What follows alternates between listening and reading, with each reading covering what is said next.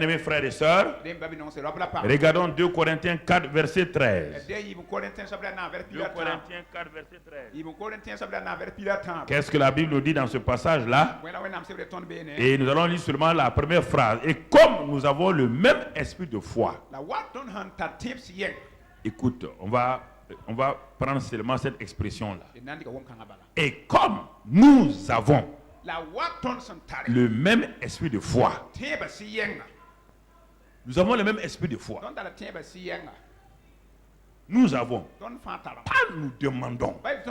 Si tu es ici là, tu as le même esprit de foi. Mais que fais-tu de cet esprit de foi? Il ne s'agit pas de se mettre sur la ligne des coureurs de marathon. Il ne s'agit pas de dire de mettre sur ton dos 3e marathon international. Il ne s'agit pas de s'habiller en marathonneur. Il ne s'agit pas d'être là et d'entendre pam et tu as commencé à courir. La chose importante, c'est de franchir la ligne d'arrivée du marathon. La vie chrétienne est un marathon. Il ne s'agit pas de rentrer dans la vie chrétienne et tu es béni au milieu et tu n'arrives jamais à franchir la ligne d'arrivée. Beaucoup sont partis, peu sont arrivés. Et la Bible te dit, la fin d'une chose vaut mieux que son commencement. Alors frères et sœurs, est-ce que nous allons nous réveiller? Est-ce que vous allez partir en enfer comme ça, là, climatisé? Vous vous trompez vous-même croyant que Dieu vous a béni et vous allez en enfer? Vous, un homme intelligent qui va en enfer? Je vous pose la question. Vous trompez vous-même? Parce que Dieu vous bénit, Dieu vous élève, comme directeur général ministre. Quel est ce mensonge? Un chrétien qui s'est séduit lui-même, qui sait qu'il est sur la route de l'enfer.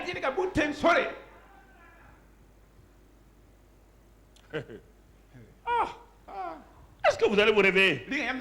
Vaut mieux ne pas être chrétien que de venir faire de la séduction ici, de nous tromper. Vous tous. Arrêtez de nous tromper, de vous tromper vous-même. Faut arrêter. On te dit que tout ce que tu fais, Dieu voit. Il faut être insensé. Là où tu vas. David dit, quand je m'assieds, il me voit. Quand je me lève, il me voit. Quand je vais aller ici, il me voit. Quand je cours aller me cacher, là où je me cache là, la cachette l'a dit non. Devant Dieu, moi je ne peux pas te cacher. Si, il dit que si je m'en vais en enfer, même l'enfer te dit non, il va arriver. La lumière là va arriver. Sors. Alors, on te dit, tu ne peux rien faire. Tout seul. Même les murs où tu es tout seul là, les murs là entendent. Tu t'en vas dans une maison, il n'y a que des murs. Il n'y a personne. Ce que tu fais, ce que tu dis là, ce que tu murmures là, Dieu voit ça. Il faut être insensé de dire, parce que je ne suis pas à l'église, je vais aller faire des coups bas, Dieu ne me voit pas. Il faut être insensé. Tromper quelqu'un, il faut être insensé. Il faut être insensé de croire que le pasteur n'est pas là. Et ce que tu dis là, le pasteur, on s'en fout du pasteur, mais Dieu est là, non?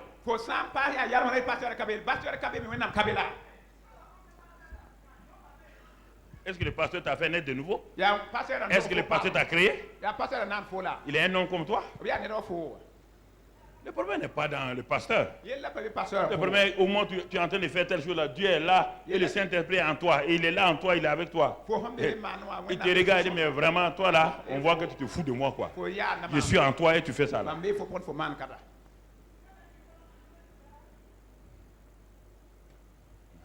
Ok. Il dit, comme nous avons. On n'a pas dit on va nous donner. On n'a pas dit on aura. Comme nous avons. C'est ça qui peut nous condamner là. Ce n'est pas que nous n'avons pas. Ce n'est pas que nous aurons.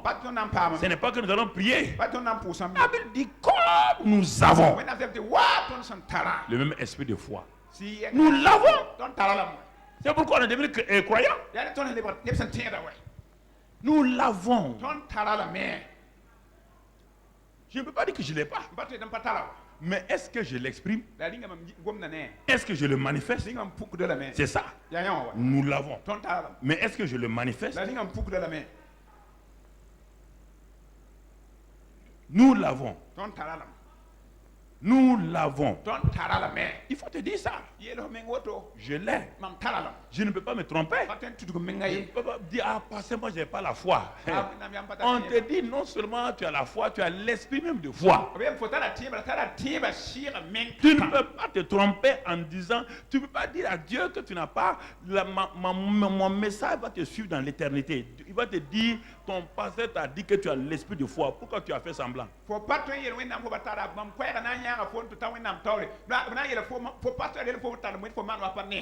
Alors, mon frère, ma soeur, nous avons le même esprit de foi. Nous avons. Nous l'avons.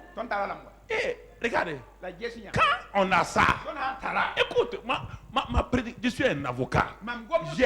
J'argumente les choses, j'ai des éléments, je les aligne pour t'abattre. Si ou bien à la fin, tu te plies et on te justifie, ou tu ne te plies pas, on te condamne.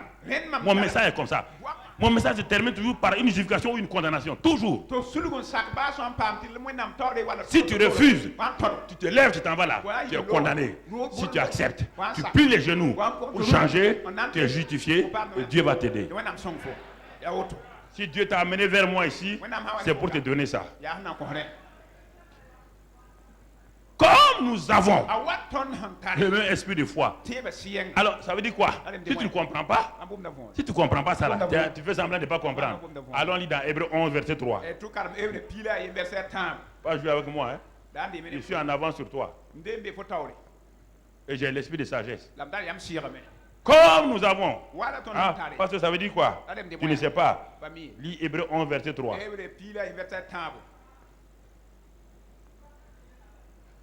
Et verset 2 même, disons verset 2. Pour l'avoir possédé. Il y a des gens qui l'ont possédé, non? Hein? Tu es le premier à posséder ça? Tu es le premier à posséder? Il y a des gens qui ont été à l'école d'Abraham. On dit, pour l'avoir possédé cette fois-là, les anciens ont obtenu un témoignage favorable. Et on a mis leur nom dans Hébreux 11. Donc, il n'y a pas de Hébreu, il y a un seul Hébreu 11. Maintenant, toi aussi, on te dit à toi aussi, dans 2 Corinthiens 4:13 là, que toi aussi tu l'as obtenu, tu l'as possédé. Donc, toi aussi, Dieu va voir une épître que ton nom doit être dans cette épître. Si ton nom n'est pas dans cette épître là, c'est fini pour toi. Tous ceux qui l'ont eu, Dieu a fait une épître spéciale pour eux. Dieu a fait le panthéon des héros de la foi, des anciens. Ça, c'est les anciens. Les anciens, c'est les anciens. Eux, Dieu leur a donné la même foi. Dieu leur a donné Abraham, tu as la foi. Isaac, tu as la foi. Jacob, tu as la foi. Même Jacob là, qui a voulu jouer avec sa vie, un jour il s'est arrêté. Oui ou non? Quand il n'a pas voulu s'arrêter, Dieu l'a frappé, il a boité. Dieu dit, tu vas continuer à te tromper toi-même. Tu as la foi, tu es fils de la foi. Et tu veux continuer à vivre comme ça. Je vais te frapper. Si vous n'arrêtez pas, il va vous frapper.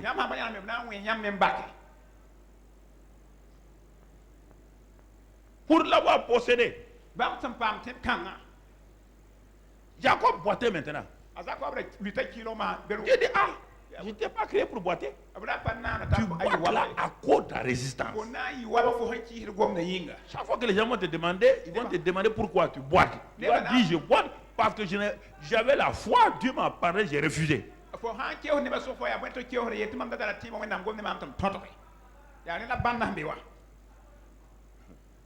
Ok.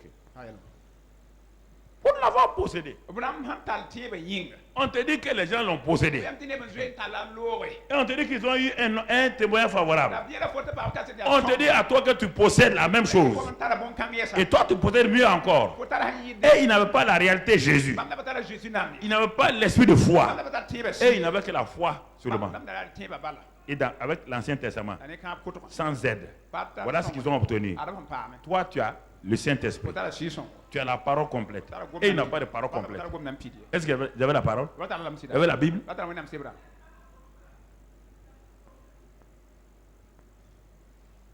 Non, pas de Bible. Mais pourtant, ils ont obtenu un témoin favorable. Oh, Seigneur. Nous avons le même esprit de foi. Nous avons l'esprit de foi. L'esprit de foi, qu'est-ce que c'est? Il est lié à le Saint-Esprit. Mais l'esprit de foi, dans sa globalité, s'exprime par une attitude de foi. Là où il y a l'esprit de foi, tu vas voir vraiment une attitude de foi. Ceux qui ont l'esprit, ceux qui savent, qui sont conscients qu'ils ont l'esprit de foi, il y a une attitude de foi. Devant les situations, ils ont une attitude ferme. Le médecin peut leur dire n'importe quoi, ils ont une attitude ferme. C'est que les gens ne comprennent pas. N'importe qui peut leur parler, ils ont une attitude ferme. L'esprit de foi, c'est vraiment attitude de foi. Et l'esprit de foi, ce n'est pas seulement une attitude de foi. L'esprit de foi, c'est aussi, mon frère, une imagination de foi. Une imagination et des pensées de foi. On ne s'imagine pas dans la défaite. On ne s'imagine pas dans la mort. L'esprit de foi n'a pas une imagination négative, des pensées négatives. Elle a une imagination positive, des pensées alignées sur la parole de la foi. Ça, c'est le deuxième élément de l'esprit de foi. L'esprit de foi a une vision, la vision de Dieu que Dieu lui a donnée. Il avance dans cette vision, quelles que soient les difficultés. La vision, Paul dit, au roi Agrippa, je ne peux pas résister à la vision céleste. Tout le monde est contre moi. Je suis en danger. Les dangers sont autour de moi, roi Agrippa. Les gens veulent me tuer, ça ne fait rien. Roi Agrippa, il y a une chose que je ne peux pas oublier. La vision céleste, c'est ça qui me conduit. La vision céleste me pousse. La vision céleste me fait avancer. La vision céleste me fait progresser. La vision céleste m'empêche de me retourner, de regarder en arrière.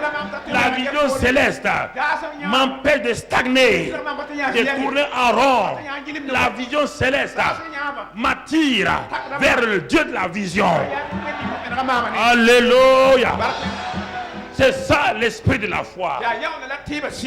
Est-ce que vous allez entrer dans ça? Vous allez continuer à vivre dans la morosité, vivre dans l'ordinaire. C'est ça le problème. Ce qui m'intéresse, c'est ça. Parce que je suis béni. Tu es béni en quoi? Tu es béni en quoi? Ce qui m'intéresse. Est-ce que tu obéis? Est-ce que tu obéis? Oh mon ami, mon frère. L'esprit de foi, ce n'est pas aussi l'imagination, la vision seulement. Oh, là où il y a l'esprit de foi, il y a des rêves. Dieu vous donne des rêves. Ce ne sont pas des rêves négatifs. Non, toi tu n'as que des rêves des sorciers te poursuivent. Tu n'as que des rêves des serpents te poursuivent. Tu n'as que des rêves, tu es en train de manger de la viande fraîche. Tu n'as que des rêves des arbres qui tombent des morts. Tu n'as que des rêves de vagabonds dans les marchés. Tu te promènes nu dans les marchés. Tu es en train de coucher avec les femmes dans tes rêves. Tu es en train de coucher avec les hommes dans tes rêves. Ça, c'est quel rêve ça? C'est quel rêve ça? C'est quel rêve ça? C'est quel rêve? Ça, c'est les rêves de l'esprit de la foi. L'esprit de foi rêve comme ça. L'esprit de rêve a des foi. L'esprit a un rêve. C'est le rêve de Joseph. C'est le rêve d'Abraham. C'est le rêve où on voit les choses. Et on voit l'éternité. On voit la gloire. On voit la puissance. C'est ça, mon ami. C'est ça l'esprit de foi. Les rêves de l'esprit de foi. Oh, les gens disent que tu n'as pas un enfant. Mais je m'arrête. Je vois l'enfant dans mon sein. Les gens disent que tu as trop vieilli. Les gens disent que ton utérus n'est pas là. Les gens disent que tes trompes sont bouchées. Il n'y a pas de trompe bouchée avec l'esprit de foi. Alléluia. Alléluia. L'esprit de foi. L'esprit de foi. Les gens n'ont qu'à te critiquer. L'esprit de foi. Les affaires n'ont qu'à être mauvaises comment? C'est en ce moment que l'esprit de foi investit. L'esprit de foi n'investit pas quand les affaires vont bien. Vous comprenez? On n'attend pas que les affaires aillent bien pour investir dans le royaume des cieux. Ah oui, mon ami. Oui, mon frère. Oui, ma soeur. L'esprit de foi. Ce n'est pas fini ça seulement. L'esprit de foi a des paroles. Elle parle. Elle parle. C'est pourquoi elle dit, j'ai cru, nous avons, j'ai cru, j'ai parlé. Nous avons cru et nous faisons quoi? C'est ça la suite de 2 Corinthiens 4:13 là. Là où est l'esprit de foi, on parle. On parle aux montagnes. On parle aux problèmes. On parle aux Goliath. On parle aux Goliath. On dit aux Goliath, on va te couper la tête. L'esprit de foi n'a pas de parole. On ne sait pas. Fais attention. Ça n'ira pas. On ne s'en sortira pas. Les situations sont mauvaises. Il y a trop de corruption. Il y a trop de problèmes dans le pays. Ils n'ont qu'à avoir tout ça là. L'esprit de foi parle et marche. Parle et marche. Parle et marche. Parle et marche. Parle et marche. Parle et marche. Ceux de Hébreux 11 là, ils avaient les mêmes problèmes. On a parlé de Daniel, non? Il était dans une fosse ou quoi? Ses amis étaient dans quoi? Ils sont morts là-bas. Alors, si eux avec leur foi, ils ne sont pas morts, pourquoi nous allons mourir là-dedans? Pourquoi? Mon ami, ils ont dit oui à Dieu, oui ou non? C'est ça. C'est ça pourquoi je vous parle de la foi. La foi pour affronter les feux. La foi pour affronter les situations. La foi pour affronter les épreuves. La foi pour affronter la violence. La foi pour affronter si les gens se lèvent contre vous. Pour affronter tout cela. Ouais, pas l'esprit de peur qui est dans tout le pays. Ou bien?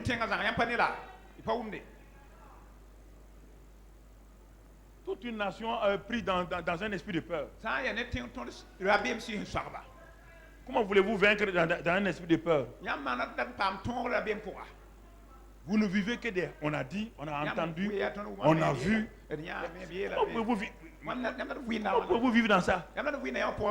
Vous ne voyez pas autre chose. L'esprit de foi a des visions. Quand l'esprit de foi d'Élysée, quand la ville était entourée par des soldats syriens, l'esprit de foi a vu quoi? L'esprit de foi voyait quoi? L'esprit de foi voyait quoi? Mais en réalité, je vous pose la question, est-ce qu'en réalité, Élysée voyait les chars de feu? Parce que Élysée avait déjà été dévancé par David dans le psaume 34. David avait déjà dit dans le psaume 34 que l'ange l'Éternel campe autour de ceux qui... Alors qu'on voit qu'on ne voit pas physiquement, ils sont là.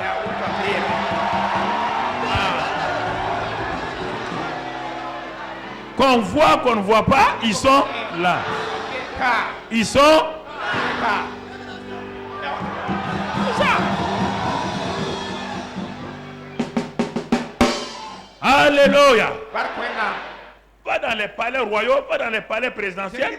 Il y a toujours une garde qui est là. Oui ou non? Et la garde, ils se croient, ils s'en vont et viennent. Tu crois que l'enfant de Dieu, il a des anges autour de lui. Quand des enfants de Dieu laissent les anges de Dieu se basent sur des choses naturelles, ça veut dire qu'il y a longtemps ils ont quitté la foi. Ah ok mon ami. Ils n'ont pas vu beaucoup de gens avec des arbres tout autour qui sont morts. Celui s'appuie sur des... L'autre s'appuie sur quoi? Nous nous appuyons sur quoi?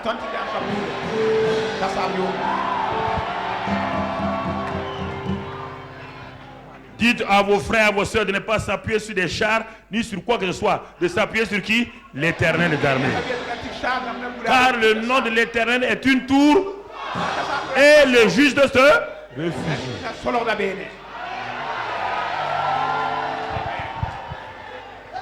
Proclamez le nom de l'Éternel sur vous. Proclamez sur votre famille. Proclamez que vous êtes fils de Dieu. Vous faites partie de la famille d'Abraham. Par la foi. Il est dit que 1000 vont tomber à ta. 10 000 à. Tu ne seras pas. C'est ça. C'est ça la parole de foi. C'est ça la parole de foi. C'est ça l'esprit de foi. C'est comme ça, frères et sœurs. Il faut arrêter de vous traumatiser. Il faut arrêter de vivre dans un esprit d'angoisse. Ceux qui viennent vous dire, tu as entendu quoi? Moi, tu as entendu. Je te dirai aussi, tu as entendu ce que mon Dieu a dit. Tu as entendu ce que mon Dieu a dit?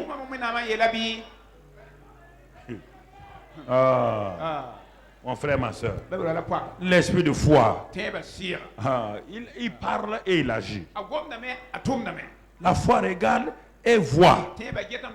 2 Corinthiens 4, 18. 2 Corinthiens 4, 18.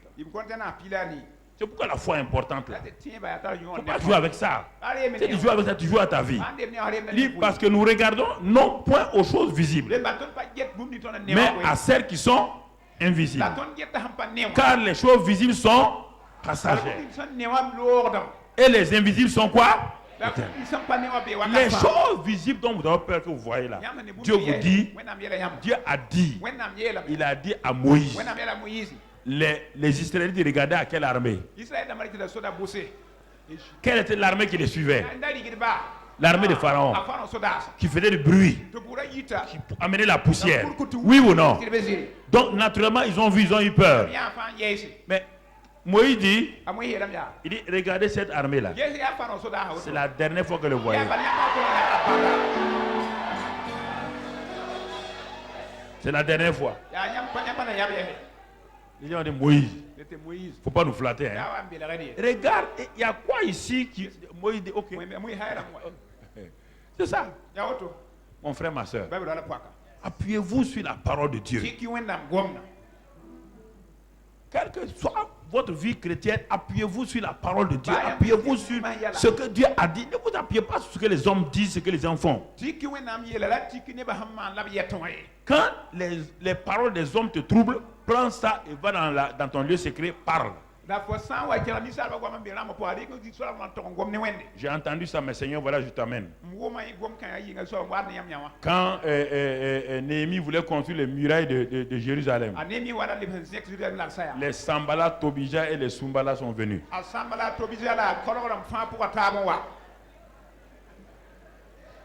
Ils sont venus? Oui ou non? Ils ont dit, qu'est-ce que vous faites ici? Vous vous révoltez? Il dit, mon frère, nous on se révolte contre personne. Il dit, mon ami Sumbala, va assaisonner la sauce, laisse-nous tranquille ici. C'est ça. Les Tobija, Sumbala et les... Non, laisse ça tranquille, mon ami. Laisse ces choses-là. Appuyons-nous sur la parole de Dieu. Un chrétien doit s'appuyer sur la parole de Dieu. C'est l'esprit de foi. À ceux qui sont assis dans leur maison, je parle à tout le monde pour vous encourager. Ne vous laissez pas aller dans la peur, dans la hantise. Appuyez-vous sur la parole de Dieu. Appuyez-vous sur la parole de Dieu. Car le monde invisible est éternel. Le monde invisible de Dieu est composé de quoi? Des anges de Dieu lui-même. Et dit les choses invisibles. La première chose invisible, si on peut exprimer en dit, c'est qui? C'est Dieu lui-même. C'est Dieu même qui est la première chose invisible. Dans le langage humain, c'est la première chose invisible, oui ou non? C'est éternel, oui ou non? Après lui, les anges sont là, non? Appuyez-vous sur les choses invisibles. Regardez aux choses invisibles. Ne regarde pas ne confond pas vérité et réalité. La réalité est là, on peut toucher, c'est palpable, on peut voir, sentir, ça c'est la réalité. La vérité est la deuxième dimension qui vient couver la réalité et enlève tout cela et produit la vérité divine. La réalité, le monde était rempli de ténèbres au commencement. Quand le monde était rempli de ténèbres, le monde était tohu bohu. Dieu, qu'est-ce qu'il a fait? Est-ce que Dieu s'est levé de son trône? Est-ce que Dieu a eu des soucis? Il a d'abord envoyé qui? Le Saint-Esprit. Le Saint-Esprit s'est mis en mouvement. Le problème, c'est que les chrétiens ne sont pas connectés au Saint-Esprit. Voilà le vrai drame. Quand votre situation est remplie de ténèbres, quand votre entreprise, les ténèbres viennent, les ténèbres financières, c'est ça qu'on appelle les ténèbres de trésorerie. Il ne faut pas regarder aux hommes, il ne faut pas connaître les hommes. Si c'est Dieu qui vous a donné l'entreprise là, le même Dieu qui vous a donné l'entreprise là, pourquoi vous voulez avoir des solutions aujourd'hui? Pourquoi vous voulez voir vos débiteurs et vos tentants? Pourquoi vous appuyez sur ça? Et Dieu qui vous a donné l'entreprise, qui a fait grandir l'entreprise, l'entreprise est arrivée là. Toute entreprise ou tout homme arrive à un point, tu vas le voir tout à l'heure là, va arriver à un point, à l'école de la foi, tu vas arriver à un point où Dieu va te laisser pour voir ce que tu vas faire si tu dépends de lui ou tu dépends de tes pensées. Et c'est ça le problème, beaucoup de gens, ils tournent le dos et ils font la faillite.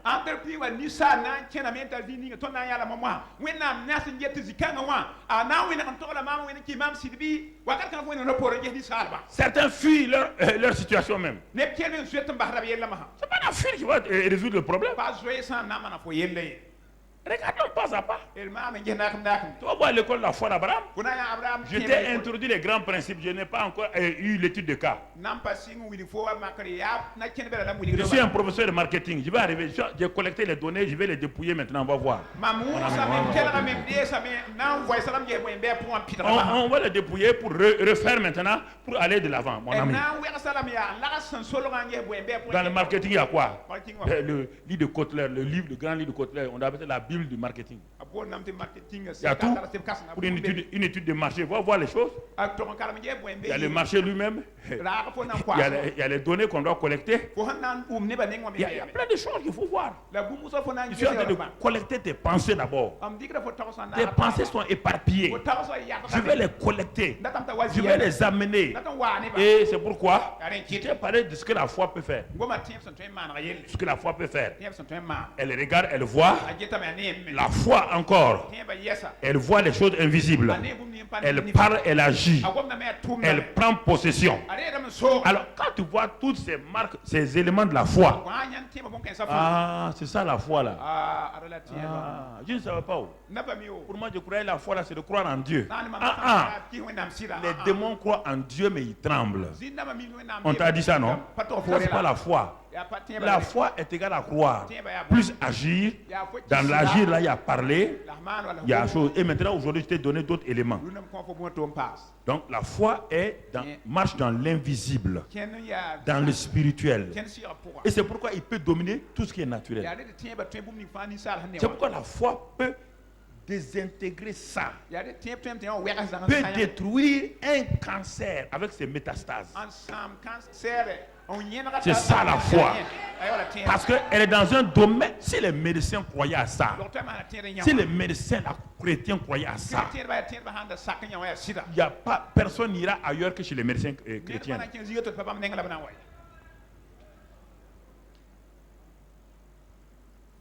Ils ont leur maître sur lequel ils ont juré. Un médecin chrétien jure sur ce maître-là. Tu ne jures pas sur le créateur du corps. Que notre maître a dit, ça. Il est le maître là. Il est où actuellement? Il n'est pas. Est-ce qu'il y a la poussière même encore? On voit sa poussière. Le créateur, tu as déjà vu sa poussière? Tu as déjà vu ça? Donc, jurer sur lui. Regarde les choses. Regardez. Non. Le Créateur est là. Il dit à Ézéchiel, ces eaux-là peuvent vivre. Ce que Ézéchiel vivait là, c'est plus qu'un cancer. Des eaux qui sont déjà dessoussées et dans la poussière, des eaux éparpillées. Le cancer, la personne est vivante encore. Mais ici, c'est des eaux. On ne sait même pas quelle est la tête là-bas, quel est son os, quel est son fémur. La tête est là-bas. Le tibia est là-bas. Tu entends? Hein? Les petits os là, des orteils là, sont de l'autre côté. Dans toute sa vallée, c'est Méli-Mélo jazz. Dieu dit ces eaux là, mais Ézéchiel dit non, ça c'est pas même médecine, hein? Ça c'est plus que médecine. Ça c'est la création. Ah, Dieu Seigneur, je ne peux pas dire quelque chose. Si c'était un homme malade, je peux prier. Mais comme maintenant là, c'est pas un homme malade, c'est un homme éparpillé. Il n'y a même pas de chair. On ne sait pas où se trouvent les ligaments. Les muscles, on ne les connaît pas. La peau, on ne sait pas où ça est. Alors, il dit, moi je ne sais pas. Toi, tu le sais. Dieu dit, tu es intelligent. Tu es intelligent. Toi, tu es intelligent. Tu es très intelligent. Et comme tu es intelligent, à cause de ça, je vais te montrer maintenant comment moi je crée les choses. Vous vous guérissez. Moi je crée. Il dit, regarde-moi. Il dit, je vais te mettre à mon niveau. Hey, Dieu a pris Ézéchiel, il l'a mis à son niveau. Il l'a élevé à son niveau. Il a dit, Ézéchias, viens. Il dit, tu vas voir comment moi je crée les choses. Ézéchias, regarde. Je vais te donner l'autorité. Quand je créais Adam, c'est comme ça que j'ai fait. Tu vas voir comment moi je crée d'Ézéchias. Maintenant, je te donne mon autorité. Et mon autorité parle à ces ossements-là. Ézéchiel a commencé à parler aux ossements. Dieu est là, il regarde Ézéchias. Quand il a parlé, Ézéchiel regardait Dieu. Rien ne semblait marcher. Brusquement, il a entendu un bruit. Alléluia. Il a vu les crânes. Les crânes qui sont là-bas. Les os qui sont là-bas. Les os ont commencé à chercher leur crâne. Chaque os dit, voici mon crâne. Voici mon crâne. Alléluia.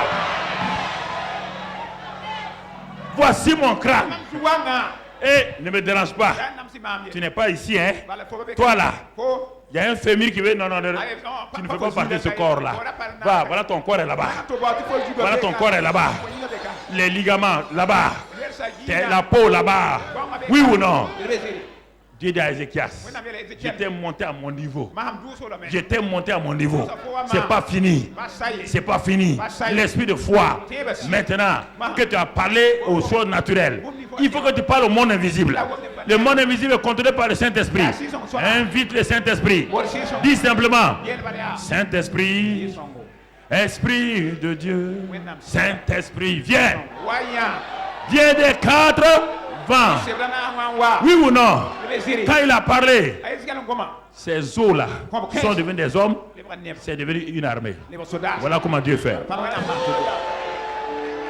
Voici l'esprit de foi. L'esprit de foi. Ne regarde pas aux choses visibles. Ne regarde pas aux choses visibles. Tu as vu, non? Est-ce que quand Ézéchiel a regardé aux choses visibles, est-ce qu'il a cru? Est-ce qu'il pouvait accepter? Un médecin, qu'il soit cardiologue, qu'il soit quoi. Quand un malade vient, il doit le regarder. Quand il a vu les choses naturelles, ah oui, ça c'est naturel. Bon, ici là, c'est dangereux. Il doit dépasser ça. Lui, il commence à trembler tout seul. Un cardiologue qui tremble déjà, il va guérir qui? Tu vois un cardiologue qui tremble déjà, il faut lui dire, mon ami, il faut aller à la maison, va dormir. Il ne faut plus me toucher. Il ne faut plus me toucher. Un médecin qui a peur, il ne faut plus toucher mon corps. Non, pour créer ta peur, tu veux me communiquer ta peur. C'est ça. Un médecin chrétien doit aller au-delà du corps. On a étudié tout, que le corps a tant de milliards de cellules. C'est toi qui les as créées? Milliards de cellules. Si les cellules ont été créées, demande au créateur, il a des pieds dirigeants des cellules en haut. Commande les nouvelles cellules au nom de Jésus. Quand tu as commandé les nouvelles cellules, et dis à l'homme là, toi-même tu as détruit tes cellules. Tout le temps tu manges porc au four. Si Dieu change tes cellules maintenant, il ne faut plus manger porc au four. Mets-le dans les végétaux. Mets-le dans les fruits. Mets-le dans l'eau. Quand Dieu a créé la terre là, il y avait quoi? Est-ce qu'il y avait viande? Mon ami, il y avait quoi? Il y avait les arbres, il y avait les fruits, il y avait l'eau. C'est ça. Et aujourd'hui, c'est ça que tout le monde veut venir. C'est la parole, le Saint-Esprit. Et sur le plan naturel, mange, bois, fais des exercices. Et tu es tranquille. Vous ne voulez pas ça. Vous voulez continuer à boire coca. Vous voulez continuer à boire koutoukou. Vous voulez manger porc au four. Vous voulez ça. Et vous voulez être en bonne santé. Aucun homme sur cette terre-là, il va te dire c'est du mensonge. Fumez la cigarette. Vous êtes en train de vous détruire. Que vous le voulez ou pas? Les gens disent chacun meurt d'une maladie. Mais je ne choisis pas ma maladie. Dieu a dit qu'on dort. On n'a pas dit qu'on meurt d'une maladie. Dans quel pays on a dit qu'on doit mourir d'une maladie? La mort d'Élisée par une maladie, dit, Élisée est mort de maladie. Ça veut dire que Dieu s'est dit c'est anormal. Ton maître a été enlevé, toi tu meurs d'une maladie. Ce n'est pas une fatalité la maladie. C'est ton comportement, ta manière de vivre. Ta manière de vivre. Dans les écoles de médecine, on devait apprendre la nutrition, on devait apprendre la naturothérapie. C'est pourquoi les Chinois sont en avance sur tout le monde. Les Chinois ont les deux. Il ne faut pas attendre que les types soient malades pour dire qu'on va l'opérer.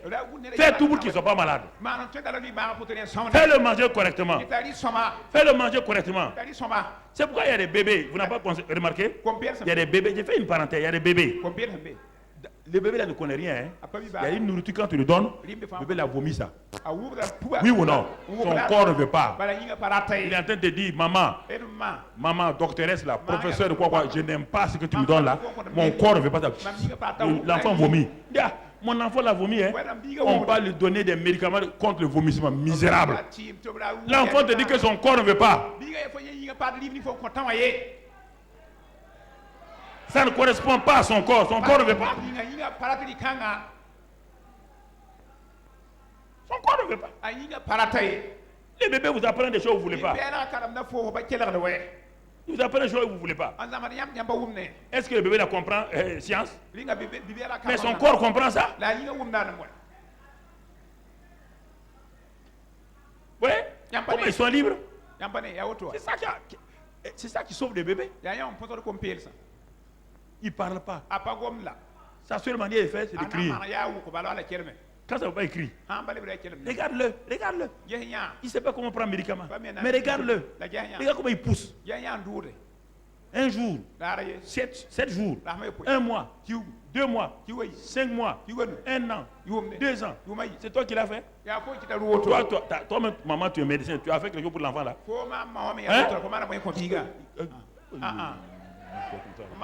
Fatiguer les gens. Toi-même, quand tu es né là, ta maman même était quoi? Ménagère principale. Tu es né dans la brousse là-bas au Volta 18. Comme moi. Alors, mon papa était petit, moi je suis grand. C'est un médecin qui m'a donné un médicament pour grandir.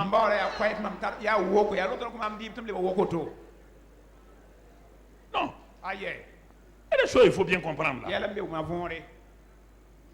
Vous croyez que Dieu est bête? Regardez tous les arbres là dans le monde entier. Tous ces arbres là. Dieu n'a rien créé sans but.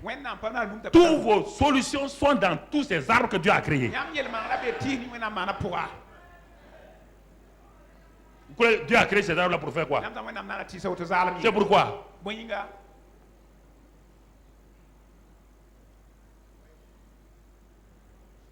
On dit que ton corps est composé de 75% d'eau. Alors si ton corps est composé de 75 ou 70% d'eau, ça veut dire ce que ça veut dire? Si cette eau-là manque, tu as un problème. Si l'eau manque dans ton moteur, le moteur fait quoi? Ça fait quoi? Si l'eau manque dans ton corps fait quoi? Hypertension. Ou bien c'est une logique, non? Ou bien, vous voulez que je sois médecin pour vous dire ça? Si ton corps manque d'eau, hypertension. Si ton moteur manque d'eau, le moteur grille. Tu vas voir la fumée.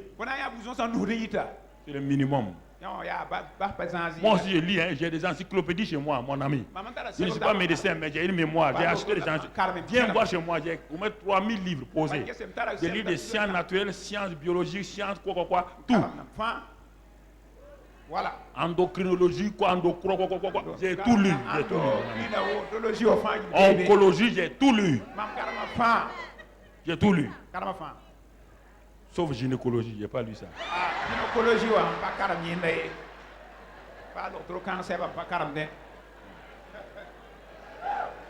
Alléluia. Alléluia. Croyez. Croyez au Dieu de la création. Au Dieu de la création. Il est parfait. Les médecins qui pointent actuellement aux États-Unis sont les médecins qui sont liés à la nature. Tout le monde le sait. Tout le monde le sait.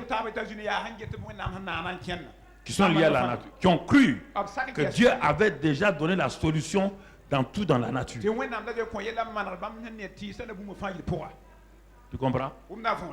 Alors mon ami, mon frère, ce que je te dis, c'est pour t'aider. Pour t'aider. La foi d'Abraham maintenant. On a donné les grands principes. Hein? La foi est spirituelle. La foi, elle a une attitude. Elle a une pensée. Elle a une vision.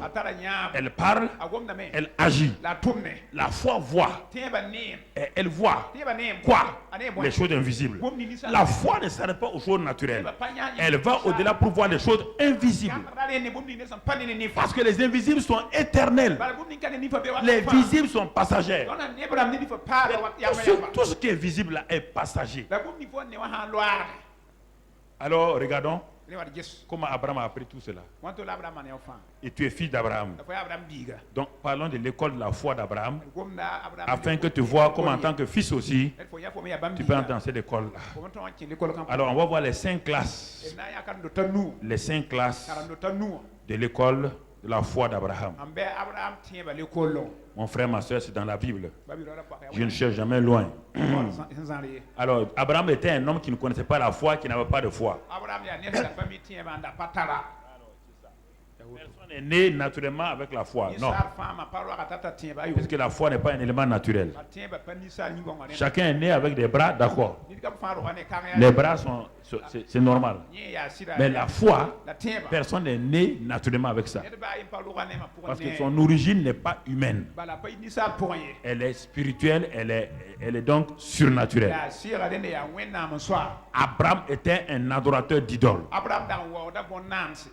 Personne ne l'appelait père de la foi. Personne ne le regardait. C'était un simple numéro matricule dans sa jeunesse. Il était comme tous les jeunes gens de sa génération. Et regardez l'étonnement. Moi, j'aime Dieu parce que vraiment, il m'étonne, il m'extasie régulièrement. Des millions de jeunes gens de l'âge d'Abraham vivant dans l'idolâtrie, adorant des idoles. Dieu pense son regard. Regarde attentivement ce jeune homme-là. Il est en train d'aller adorer ses idoles. Dieu va au-delà des naturels pour voir quoi? La destinée spirituelle invisible d'Abraham. Les anges disent, papa, bon Dieu, pourquoi tu regardes le petit là? Il est en train de t'offenser, il est en train d'adorer des idoles. Dieu dit non. Ne regardez pas les choses visibles, allez au-delà des visibles pour voir l'invisible.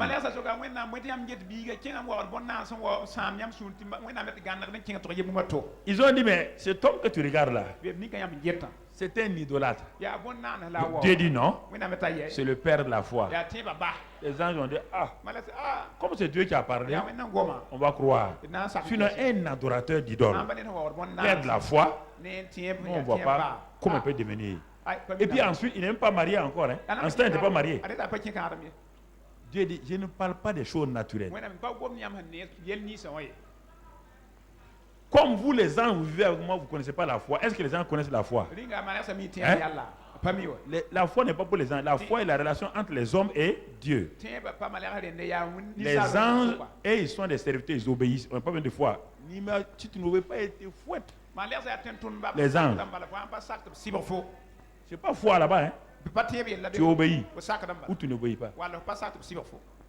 Tu comprends? Il nous a donné la liberté à nous d'avoir la foi en lui. Il veut que, c'est pourquoi on dit la foi est agissante par l'amour. Dieu veut que tu l'aimes à telle manière que tu l'aimes là. Il te donne maintenant l'instrument de la foi pour faire ce qu'il lui n'aime pas. Il t'aime. Il te donne l'amour. Premièrement. Et il te dit, je suis amour. Dieu a tant aimé le monde qu'il a donné son fils unique. C'est le premier élément. C'est lui qui a l'acte souverain, c'est lui. Quand tu as cru à ça, il te donne la foi. Il dit, mon fils, désormais, la foi que je t'ai donnée là, elle sera efficace chaque fois qu'elle est motivée par l'amour. C'est le manque d'amour qui fait que nous continuons à offenser Dieu. Ce n'est pas autre chose. Quelqu'un dit qu'il n'aime pas ça. Tu dis c'est mon ami. Il te dit qu'il n'aime pas ça. Tu continues à faire. Il y a un manque d'amour. Tu n'es pas son ami. Tu es son ennemi numéro 1. Puisqu'il te dit, je mets l'argent à ta disposition. Tu veux pas, tu voles son argent. Alors qu'il a déjà mis l'argent à ta disposition. Ça veut dire que tu veux lui faire du mal. C'est la même chose avec la foi et l'amour. Nous obéissons à Dieu, non pas parce que nous voulons quelque chose, parce que nous l'aimons. Et comme nous l'aimons, nous ne voulons pas l'offenser, l'attrister. Quand il dit qu'il ne veut pas quelque chose, alors je fais tout pour ne pas faire ça. Parce que quand je fais ça, la Bible dit que le Saint-Esprit est triste. Quand le Saint-Esprit est triste, après 2 minutes, je veux que le Saint-Esprit m'aide à faire ça. Il me dit, tu m'attristes tout le temps, tu veux que je fasse ça. On dit, mon ami, il faut changer. Changer. Réfléchissez vous-même. Réfléchissez vous-même. Réfléchissez. La foi d'Abraham. Donc, pour commencer, Dieu va lui parler. Genèse 12, verset 1 à 3. Genèse 12, verset 1 à 3. La foi, il ne peut pas avoir de foi sans que Dieu ne parle. La foi, il n'y a pas de moi j'ai la foi. Non, non, non. La foi est liée toujours à la parole de Dieu. Genèse 12, verset 1 à 3. L'Éternel dit à Abraham, va-t'en de ton pays, de ta patrie et de la maison de ton père, dans le pays que je te montrerai. Et je ferai de toi une grande nation, et je te bénirai. Je rendrai ton nom grand, et tu seras une source de bénédiction. Ensuite, je bénirai ceux qui te béniront, et je maudirai ceux qui te maudiront, et toutes les familles de la terre seront bénies en toi. Voici la parole. On dit que la foi vient de ce qu'on, et ce qu'on entend doit venir de qui? Ok. La première source de la parole de foi, c'est Dieu lui-même. Je vais ralentir pour que vous compreniez maintenant. Alors, voici un païen, un adorateur d'idole. Écoutez-moi, nous ne pouvons pas, devant les Abraham, là, on aura la bouche cousue. Il n'a jamais entendu parler de Dieu. Personne ne lui a enseigné les paroles de Dieu. Et Dieu ne pouvait pas apparaître à Abraham directement si on ne va le tuer. Parce que quand Dieu apparaît dans sa gloire vis-à-vis d'un adorateur, il est mort. Dieu est passé par d'autres voies, des pensées et tout pour lui parler. Ce n'est pas une fois. Ses pensées s'imposaient à lui régulièrement. Et c'est ça qui est devenu la parole. Dieu n'est pas venu à Abraham comme ça. Si Dieu vient devant le pécheur comme ça, il a un problème. C'est pourquoi Dieu a mis, un pont entre le pécheur et nous, c'est Jésus-Christ. Si Dieu vient directement comme ça, tu es consumé. Parce qu'il n'aime pas le péché. La nature de Dieu est la gloire. Si il y a le péché, s'il vient vers toi, tu es consumé.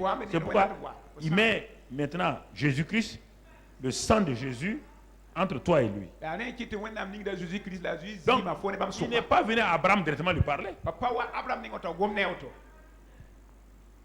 Et quand il a su qu'Abraham a reconnu qu'il y a une voix qui lui parle, et ce n'est pas la voix de ces idoles-là. Sûrement Abraham a dû courir pour voir ces idoles. Ces idoles ne parlaient pas. Il dit, mais qui me parle? Comme le jeune Samuel. Quand Dieu l'a appelé, la voix ressemblait à la voix d'Élie. L'enfant a couru pour aller à papa Élie. Tu m'as appelé? Il dit non. Mais pourtant la voix qui m'a appelé ressemble à ta voix. C'est comme ça quand Dieu, tu ne connais pas Dieu, sa voix, il prend la voix d'un être humain pour te parler. Il a fallu que papa Élie qui avait l'expérience de j'ai compris, c'est Dieu qui te parle. La Bible dit que Samuel ne connaissait pas l'Éternel. Comme Abraham.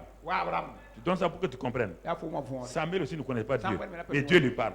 Mais il n'a pas vu Dieu. Donc Abraham aussi n'a pas vu Dieu.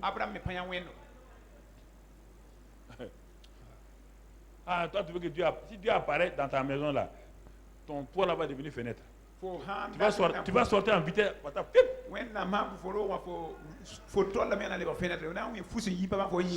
Seigneur, cette nuit, viens dans ma chambre. Viens.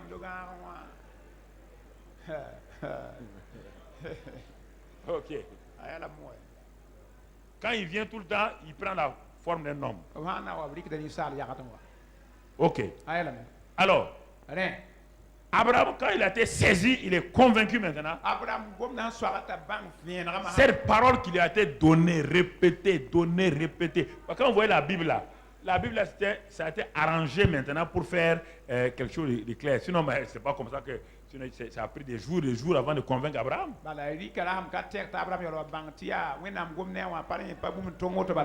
Certains croient, c'est pourquoi certains croient que Dieu est venu comme ça. Abraham, je t'ai choisi. Lève-toi, quitte ton pays, ta patrie, la maison de ton père, et va dans un lieu où je te dirai. Quiconque deviendra, oui. Abraham dit, ok, patron, merci. C'est pourquoi quand on dit de prier, il dit non, pasteur, tu as prié, il n'y a rien. Mais justement, ça prend du temps parfois. Parce que ta mentalité n'est pas habituée au surnaturel. Ta mentalité n'est pas habituée au surnaturel. Quand Dieu te parle, tu ne sais pas que c'est Dieu. Et parfois, c'est difficile pour toi d'obéir. Alors, qu'est-ce qui va se passer, mon frère? Maintenant que Abraham a été convaincu et que le Saint-Esprit l'a convaincu, il ne connaît même pas le Saint-Esprit. La Bible dit au verset 4. Verset 4. Qu'est-ce que. Non, c'est ça?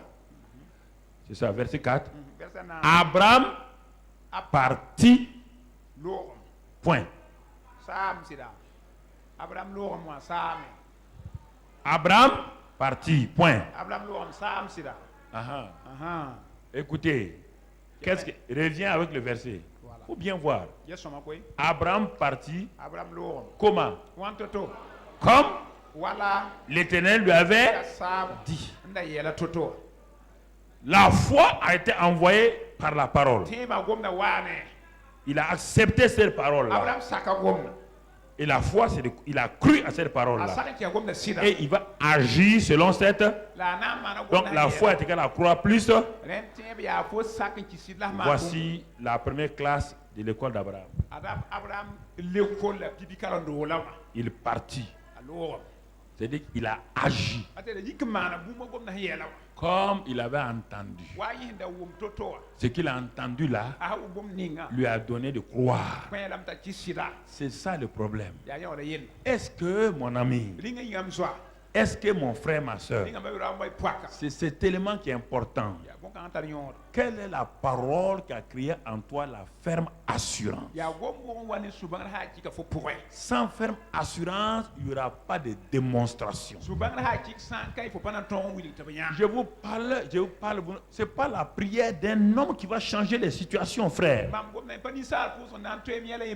Abraham n'avait ni Bible, ni pasteur. Il n'avait aucune église dans laquelle il était. Comment cet homme alors païen va-t-il aller? Je vous parle, vous ne croyez pas, c'est-à-dire que vous croyez qu'il y a une solution au dehors. Vous êtes parti au dehors, vous avez essayé avec les gens, ça n'a pas marché. Vous n'êtes pas venu vous asseoir?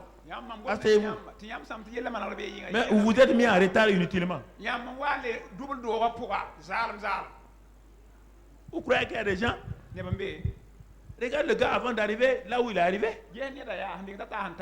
Il lui a fallu combien d'années? Il lui a fallu 27 ans pour qu'il arrive au niveau où on ne devient pas médecin en 5 ans. Quand tu rentres à l'école primaire, tu ne peux pas devenir médecin. Tu es encore loin de la médecine. Mais le premier jour de l'école primaire là, a montré que tu es sur la voie de l'école de médecine. Mais il te faut 6 années à l'école primaire. 6 années, c'est ça non? Et 7 années au lycée, ça fait 13 ans. 7 ans encore en médecine. Il te faut 20 ans pour que tu commences à dire que tu es médecin. Mais si tu rentres à l'école primaire, quelqu'un dit il va venir prier pour toi que tu sois médecin au nom de Jésus. Et vous ne croyez pas à ça. Pourquoi vous croyez donc à des miracles bizarres que les gens veulent vous donner?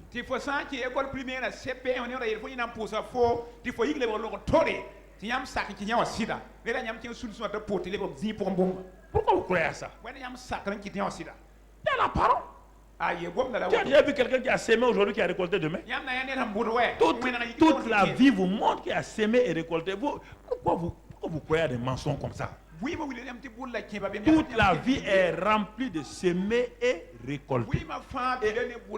Et entre sémer et récolter, c'est-à-dire que vous ne voulez pas d'effort, vous voulez payer des gens. Allez-y les payer. Vous avez de l'argent, donnez-leur tout ce que vous voulez. Remplissez vos maisons de prophètes et prophétesses. Remplissez. Ça ne m'intéresse pas. Je sais que vous allez revenir vous asseoir ici. Quand vous serez pauvre, vous allez venir vous asseoir encore. Je vais vous enseigner la prospérité. Vous allez partir avoir l'argent, allez dépenser. Vous allez venir. Vous allez venir me trouver ici. Allez-y seulement. Allez-y, ils n'ont qu'à profiter sur vous. Ils n'ont qu'à dire j'ai vu. J'ai vu. Toi, tu es le prochain président du pays. Va. Tu ne seras même pas résident après d'être président. Les gens aiment se tromper. Les gens aiment qu'on leur mente. Pourquoi des gens comme vous, pourquoi vous croyez à ça? Allez-y voir le plus petit villageois du Burkina. Dites-lui que l'hivernage a commencé. Qu'en fin juillet, ils vont récolter du maïs, ils ont sémé, ils vont récolter du maïs. Il va te dire, mon ami, si tu es bête, lui n'est pas bête. Alors, si les paysans peuvent dire ça et vous ne croyez pas, vous croyez que non. Tout est comme ça, tout est cycle par cycle. Mon enfant, tu comprends? Si un homme enceinte sa femme ce soir, demain a un enfant, la femme et l'enfant prennent, la femme et le mari va prendre ses bagages fuir. Une femme enceinte la nuit, le matin elle a accouché. Mon ami.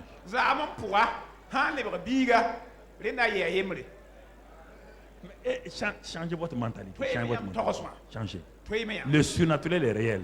Mais ne vous laissez pas tromper par les gens. Il faut suivre les voies du surnaturel. Pas vous presser. Pas vous presser.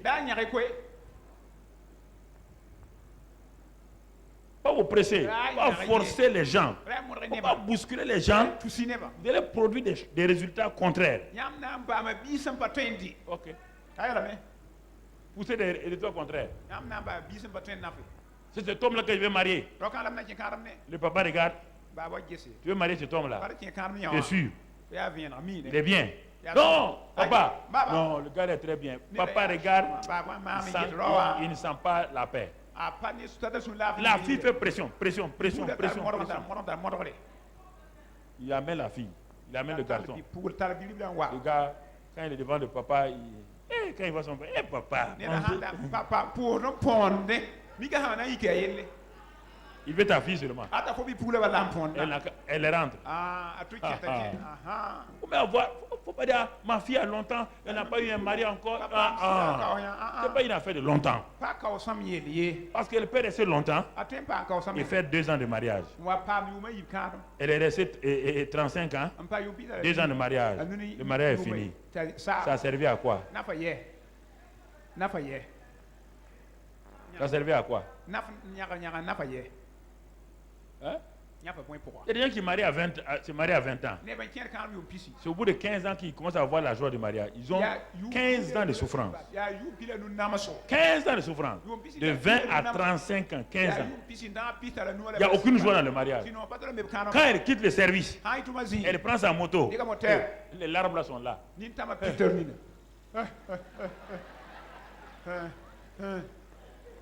C'est au bout de 15 ans que quand le mari se convertit maintenant, qu'il commence à devenir un mari fréquentable. Mais tu as fait 15 ans de souffrance. Il faut bien regarder, frère. Il ne faut pas dire ma fille a 35 ans, ma fille a 38 ans. Le problème n'est pas d'âge. Non. Le problème n'est pas l'âge. Le problème est la volonté de Dieu. Même dans la volonté de Dieu, il y a un problème. Même à 100% de la volonté de Dieu, vos caractères peuvent bloquer la volonté de Dieu. Oui ou non?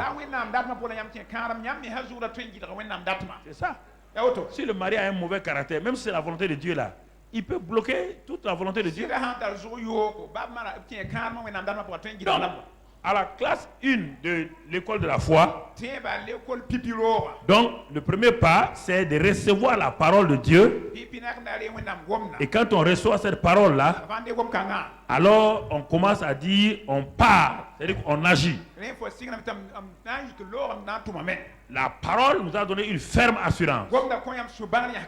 Et la ferme assurance va nous aider à poser l'acte de foi et à parler. Abraham a fait ça.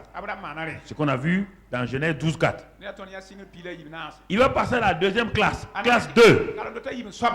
Classe 2, Genèse 13. Genèse 13, verset 14. Alors, la classe 2, c'est quoi? Pour résumer tout cela, l'Éternel dit à Abraham après que Lot se fut séparé de lui. Ça, c'est la classe 2. Ne lis pas la suite là. La classe 2, c'est la première phrase. L'Éternel dit à Abraham après que Lot se fut séparé de lui. La classe 2, lorsque tu es à l'école de la foi, tu entends Dieu toi-même, où la révélation de Dieu vient à travers la parole écrite. Dieu t'a parlé à ton cœur. Tu as la ferme assurance. Tu as commencé à agir. Mais mon frère, il y a un mélange encore. Dans la vie de la foi, on commence toujours avec un mélange. Il n'y a aucun métal, un métal pur qu'on sort du sol. Même l'or, c'est mélangé à beaucoup de métaux, on purifie cela.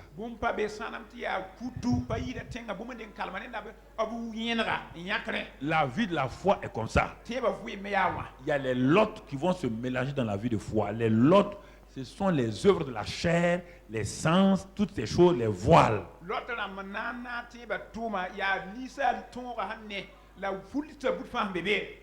faut faire attention à ça. Ce n'est pas automatique. Donc, tu peux redoubler la deuxième classe là, tu peux rester là-dedans 6 ans sans bouger. Il est sorti avec Lot. Il est parti en Égypte avec Lot. Il est revenu de l'Égypte avec Lot. Il est revenu en Canaan avec Lot. Abraham grandissait, Lot grandissait. Tant que tu ne te sépares pas des œuvres de la chair, les œuvres de la chair vont profiter la bonne nourriture que tu donnes à ton esprit là, eux aussi vont grandir.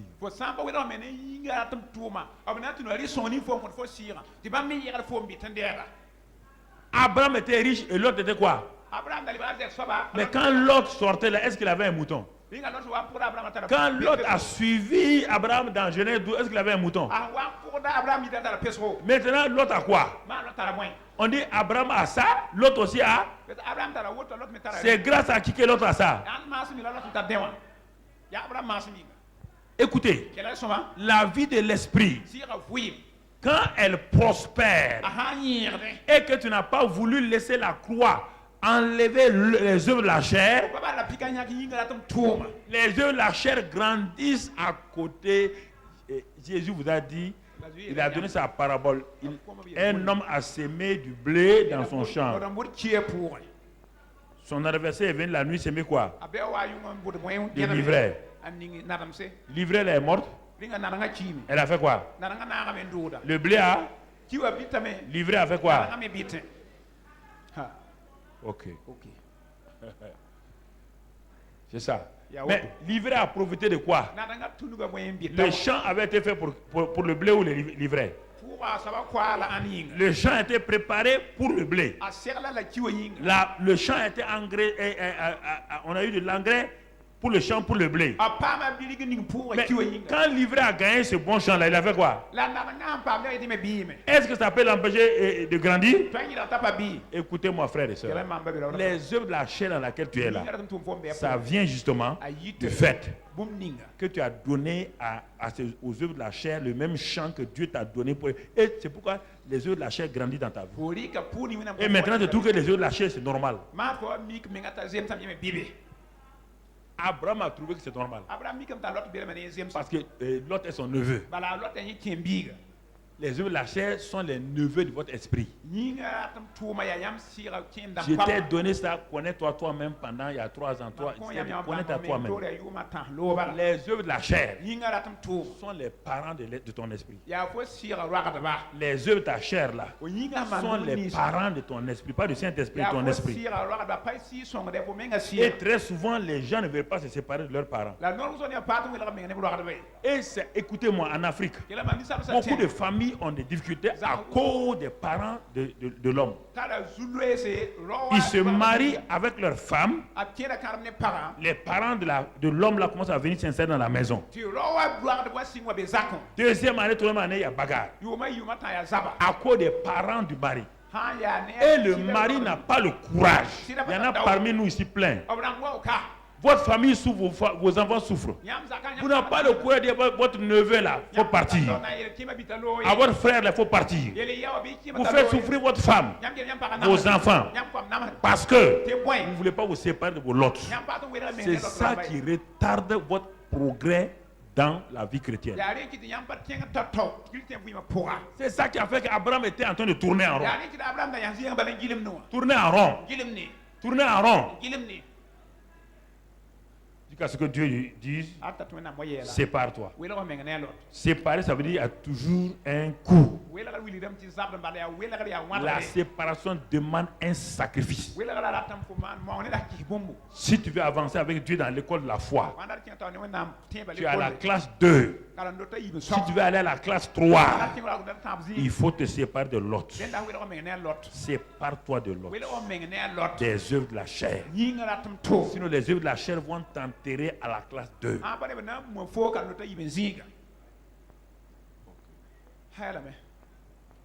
Sépare-toi des œuvres de la chair. Elle semble être bonne, hein? Est-ce que l'autre est Satan? C'est un parent. Quelles sont les œuvres de la chair dans ta vie? À force de t'habituer à ça, tu trouves que les œuvres de la chair et les œuvres et le fruit de l'esprit, c'est pareil. Mais oui. Quand quelqu'un est habitué aux œuvres de la chair, je donne un exemple.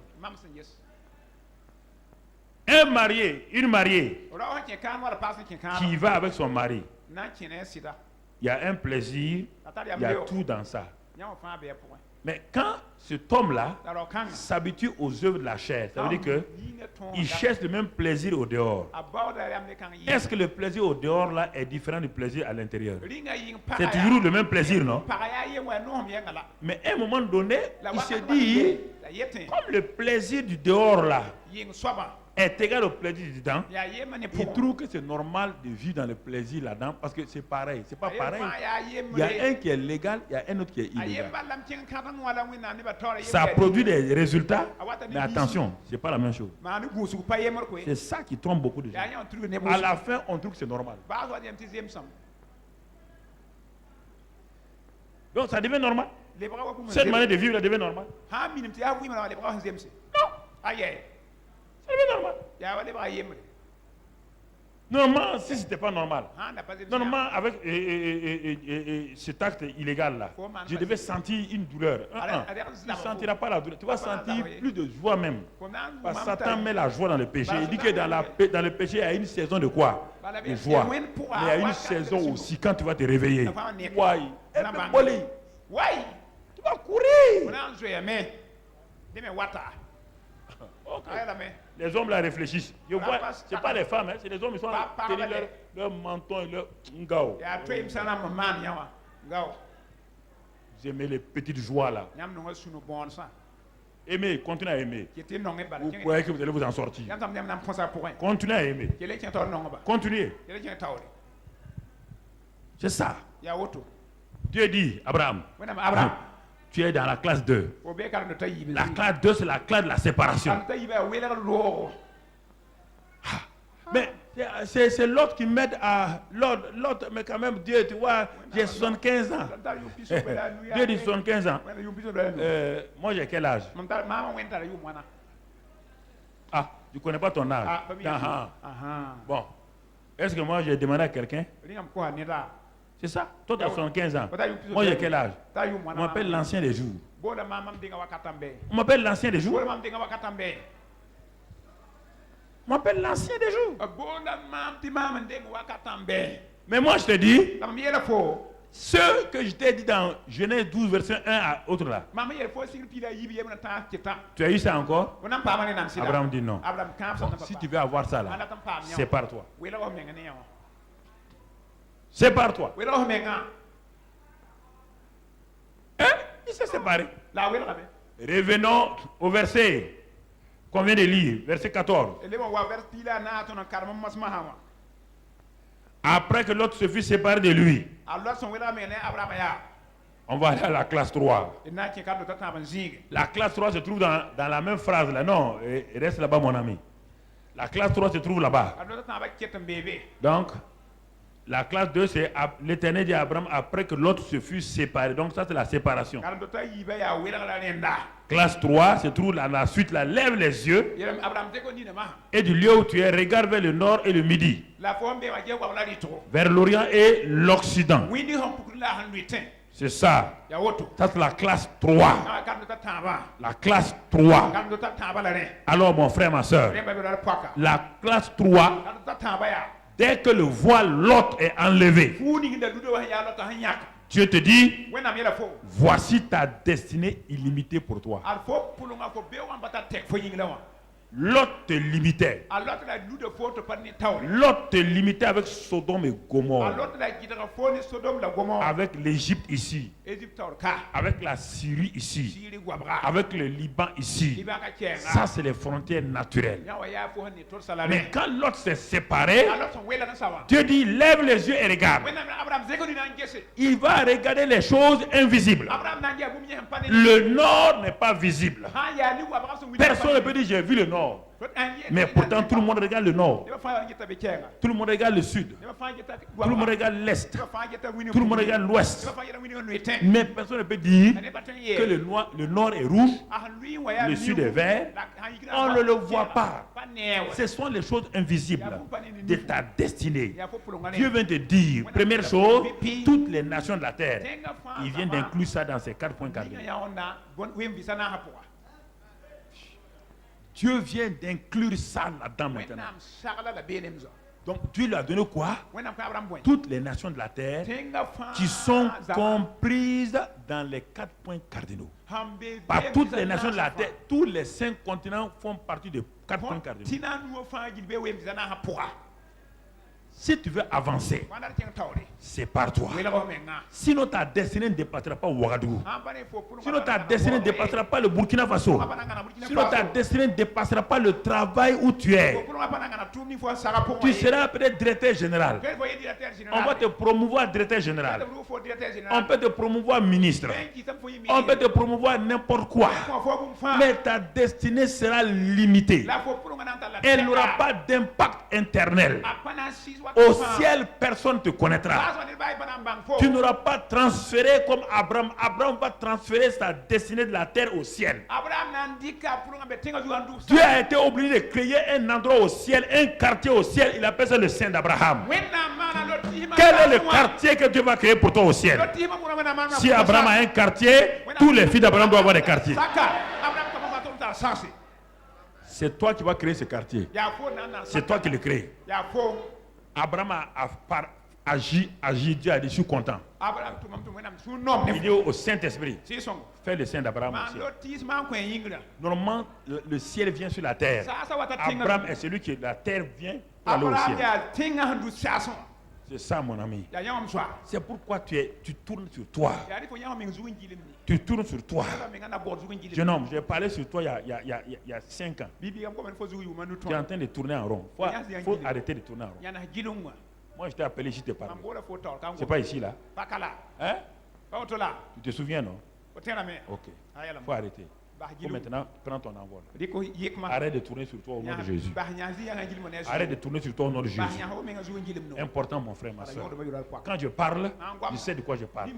Fais attention à ma bouche. Il y a la vie et la mort là-dedans. Mon frère, fais attention. Quand je dis la vie sur toi, il faut saisir ça. Va avec ça. N'aie pas peur. Troisième, donc, classe 3. C'est la vision élargie. La vision est illimitée, qui te permet de voir comme Dieu voit. Dieu n'est pas limité à Ouagadougou. C'est Dieu qui a créé les 4 points cardinaux. Ils font partie du monde spirituel. Tu ne peux pas dire voilà le nord. Tu ne peux pas dire j'ai eu le nord aujourd'hui. Tu ne peux pas. Le nord du Burkina. Si tu vas au Mali, il y a le nord. Si tu vas en Libye, il y a toujours le nord. Et là-bas, tu vas en Italie, le nord de l'Italie. Là-bas, tu continues? Non. Non. À la fin, tu vas aller l'article nord là-bas. Le nord n'a pas de limite. C'est une manière pour te montrer que le monde invisible ne limite pas ta vie aux choses naturelles. Ne limite pas ta vie à l'argent. Ne limite pas ta vie à la position sociale. Non, frère. Il faut que ta vie sur terre là impacte le ciel. C'est pourquoi Dieu te dit, en tant que fils d'Abraham, tu dois aller à la classe 3. Et de la classe 3, tu dois aller à la classe 4.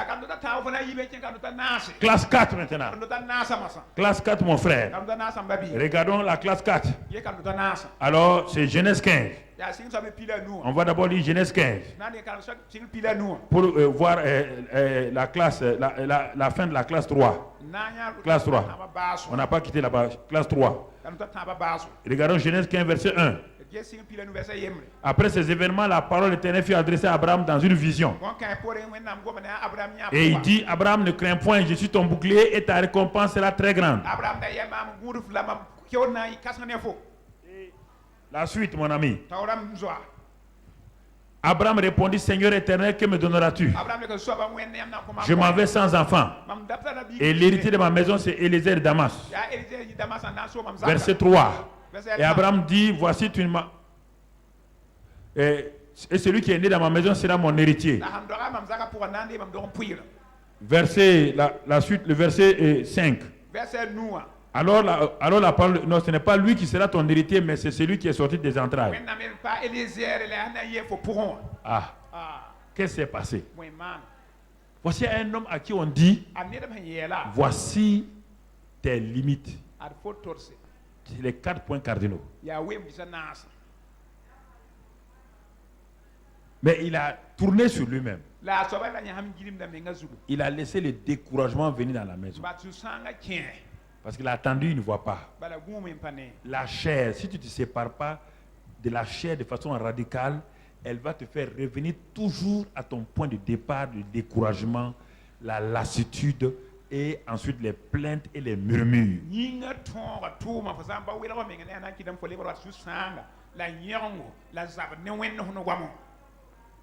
Abraham dit, le nord c'est quoi? Le nord, le sud là c'est quoi? Je regarde, je ne vois pas le nord, je ne vois pas le sud. Mais Dieu dit c'est dans l'esprit qu'on voit ça. Mais moi, je ne suis pas habitué au monde spirituel, Dieu. Tu sais où tu m'as pris, non? J'étais adorateur d'idoles, là, il fallait des statues. Nous, on voulait voir des statues. On voulait voir des modes de terre. Donc, ma mentalité n'est pas changée.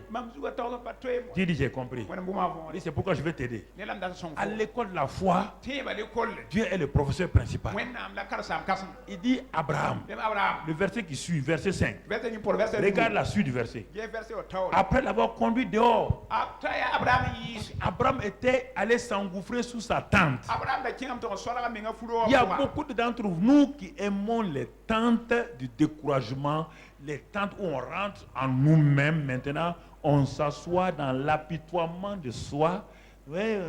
Dieu, c'est ça. C'est ça la tente là. L'apitoiement de soi. On s'apitoie. Quand même, Seigneur. Et regarde mon âge là. J'attends l'enfant depuis combien d'années? J'attends le mariage depuis combien d'années? J'attends telle chose depuis combien d'années? C'est l'attente. Et vous décidez que Élisée de Damas sera votre héritier. Vous décidez que les choses naturelles soient votre héritier. Vous refusez les promesses de Dieu. Vous refusez l'enfant qui doit sortir des entrailles de Sarah. Vous voulez prendre les Eliezer de Damas. C'est-à-dire les choses naturelles auxquelles vous avez été habitués. Vous voulez les intégrer dans la famille spirituelle. Dieu dit non, la nature est la nature, l'esprit est l'esprit. Tu ne peux pas mélanger ces deux choses-là. Est-ce que nous comprenons? Tu ne peux pas mélanger ces deux choses. Écoutez, frères et sœurs, vous ne pouvez pas continuer à mélanger la vie naturelle et la vie spirituelle. Dieu dit non. Il dit bon, comme tu ne vois le nord et l'est là, tu ne vois pas, je vais te donner un point de repère. Il dit lève les yeux quand Dieu est sorti. C'était la nuit. Il dit regarde les étoiles. Ah. Il dit ah, les étoiles je vois. Il dit bon, ok, compte-les. Il commence à les compter. Dieu dit, ta postérité sera comme le nombre des étoiles.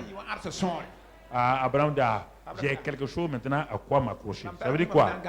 Dieu dit, c'est ton imagination qui va travailler maintenant. Tous ces étoiles que tu as vues là, mais ce sont tes enfants. Mets sur la face de chaque étoile le visage de ton enfant. Cette étoile-là met le visage des Noirs, des Arabes, des Européens, les Asiatiques. Mais sur leur visage, ta postérité là sera diverses nations. Abraham dit, là c'est bon. Et il eut confiance en qu'il lui imputa à justice. À l'école de la foi, la classe numéro 3 doit se terminer par ça. Où vous devez dire que vous avez confiance en l'Éternel. Et ça c'est important.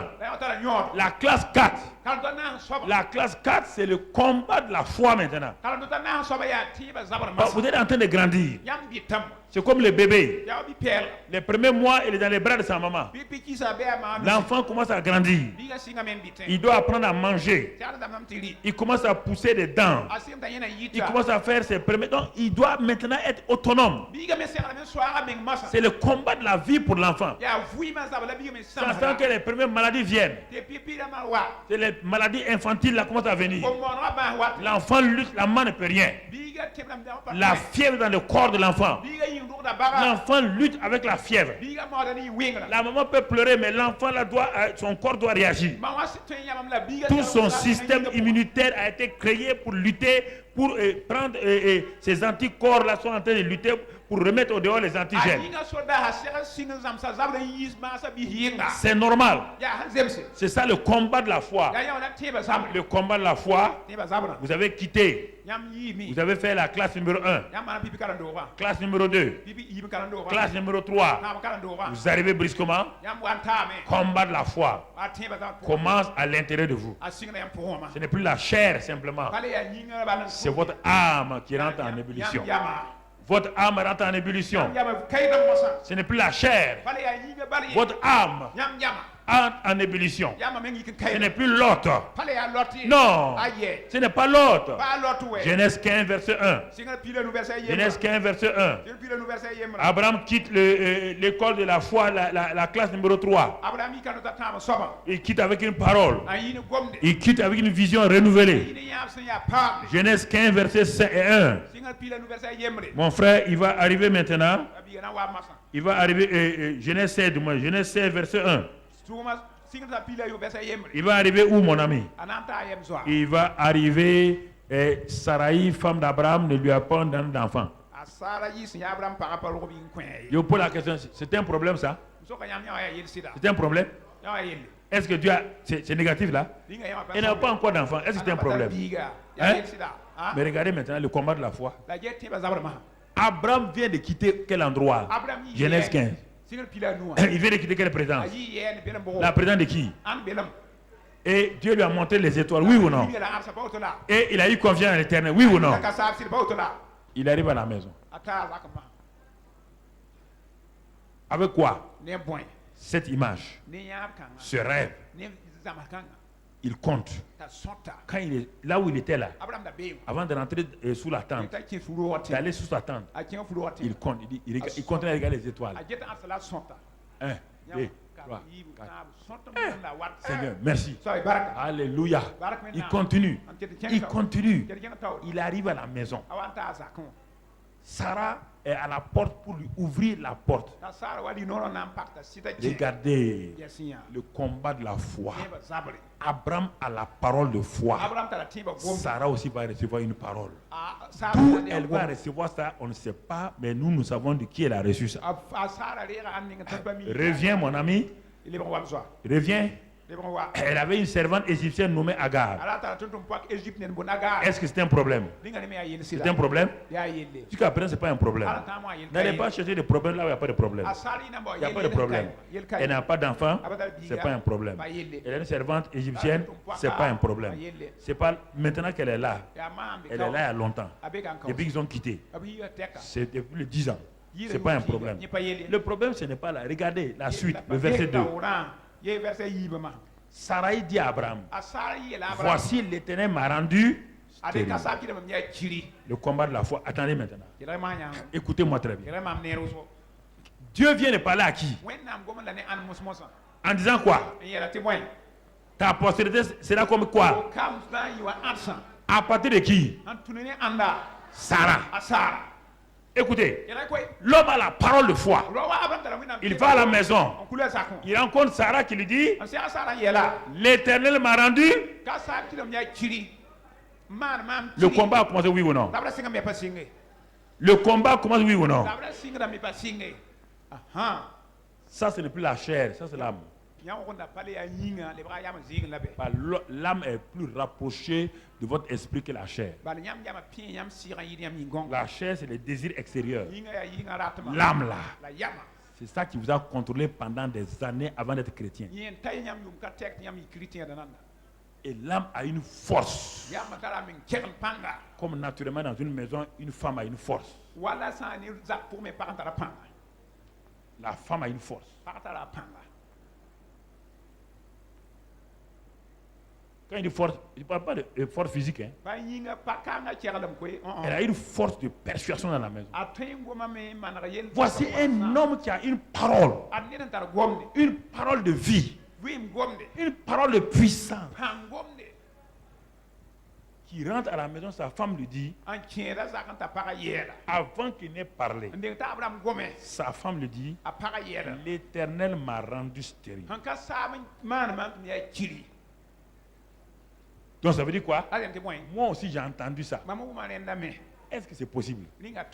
Est-ce que vous pensez que Dieu lui a dit ça? Je pose la question. Vous qui, quand vous parlez de choses contradictoires, vous acceptez n'importe quoi là. On vous dit une parole, si quelqu'un peut vous dire j'ai vu, et vous acceptez ça aussi. C'est votre problème. C'est votre problème. Un monsieur, il était découragé. Dieu est venu le faire sortir de la tente là, discrètement sans que Sarah se réveille. Il le fait sortir. Lui et Dieu s'en vont. Et ils s'en vont, Dieu dit lève les yeux. Dieu lui parle. Quand il est convaincu, il a la fermeté, il a tout. Il vient avec cette parole-là de joie et il s'en va. C'est en ce moment que Sarah se réveille. Qui a réveillé Sarah? Ce n'est pas Dieu. Dieu a réveillé Abraham. Dieu n'a pas réveillé Sarah.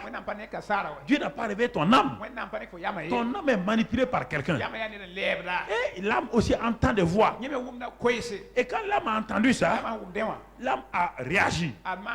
Et avant que Abraham n'ait parlé, si Abraham avait fait la parole, ou bien Abraham avait répondu à la parole, quand Sarah lui a dit ça, que Dieu m'a rendu stérile, selon vous, Abraham devait lui dire quoi? Allez l'attraper, ma femme. Ne te décourage pas. Ça, c'est des paroles de découragement. Moi aussi, j'étais découragé. Tu m'as vu, j'étais sorti là. C'est parce que j'étais découragé, Dieu m'a amené au dehors. Et voilà la parole qui m'a dit, Sarah, ne te décourage pas. Est-ce que le mari a fait ça? Il va écouter. Son âme était déjà disposée pour ça. Est-ce que vous entendez? Nos âmes sont disposées, même avec la parole de Dieu. Notre âme nous fait des petits tours, nous fait des choses bizarres. Retournez sur le message il y a 3 ans. Retournez sur ça. Connais-toi toi-même. L'âme, les tours que l'âme nous joue régulièrement. L'âme aime nous donner les choses régulières. Parce que, tu vois, c'est que l'ennemi a fait, Sarah a fait sortir. Donc, il y a un mariage légal entre Sarah et Abraham et Sarah. Mais l'ennemi amène Sarah elle-même à dire que nous devons revenir dans la tradition. La tradition, on permettait, quand un homme n'a pas d'enfant, ou bien une femme n'a pas d'enfant, et dans d'autres régions, même du Burkina, on le fait aujourd'hui, on amène la petite sœur. Oui ou non? On donne au mari pour que la grande sœur ait un enfant. Ça se fait encore aujourd'hui. Donc, Sarah est partie dans ce sens-là. Elle a résolu le problème là. Dieu ne pouvait rien dire. Dieu ne pouvait rien dire. Dieu est mal à l'aise, il ne peut rien dire. Parce que son plan est en jeu. Mais Dieu regardait Abraham. Parfois, il y a des décisions que vous devez prendre pour sauver votre vie, votre entreprise, votre tout, et vous ne la prenez pas. Et c'est ça qui fait que c'est le tournant qui va créer des problèmes au monde entier. C'est de Genèse 16.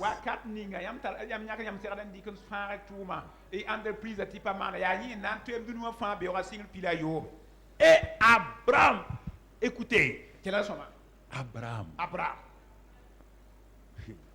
C'est tellement, écoutez-moi frère, il y a tellement de choses logiques qui font que, parce que quand Abraham a eu l'enfant avec Agar, c'est son enfant. Personne ne peut dire c'est son enfant, c'est un enfant normal, c'est son enfant. Mais il vient de créer un problème dans le monde spirituel qui jusqu'à aujourd'hui est là. C'est ça le problème. Parce que il n'a pas gagné le combat de la foi. Et il a crié dans le monde spirituel. Dans le monde naturel, on ne peut pas reprocher à Abraham, c'est son enfant. Et Dieu même dit qu'il bénit cet enfant-là. Écoutez, Dieu est légaliste. C'est ton enfant, il vient de toi. Je vais le bénir. Mais Abraham, tu viens de créer pour le monde entier un problème qui va coûter cher à tout le monde. Écoutez ça. Si vous jouez à ce domaine-là, vous dites non, non, il n'y a pas de problème, je vais adopter, je vais faire comme ça. Dieu dit adopte, prends tous les papiers, fais ce que tu veux.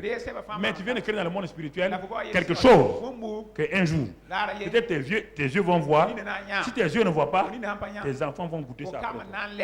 Mais quand tu viendras, toi et moi, on va parler. On va parler. Je n'ai pas prévu ça dans mon programme. Faites attention de prendre des décisions. Ah, je vais faire ça, je vais faire ça. Ça semble être vrai. Ça semble être bon. Mais est-ce que vous connaissez l'effet spirituel?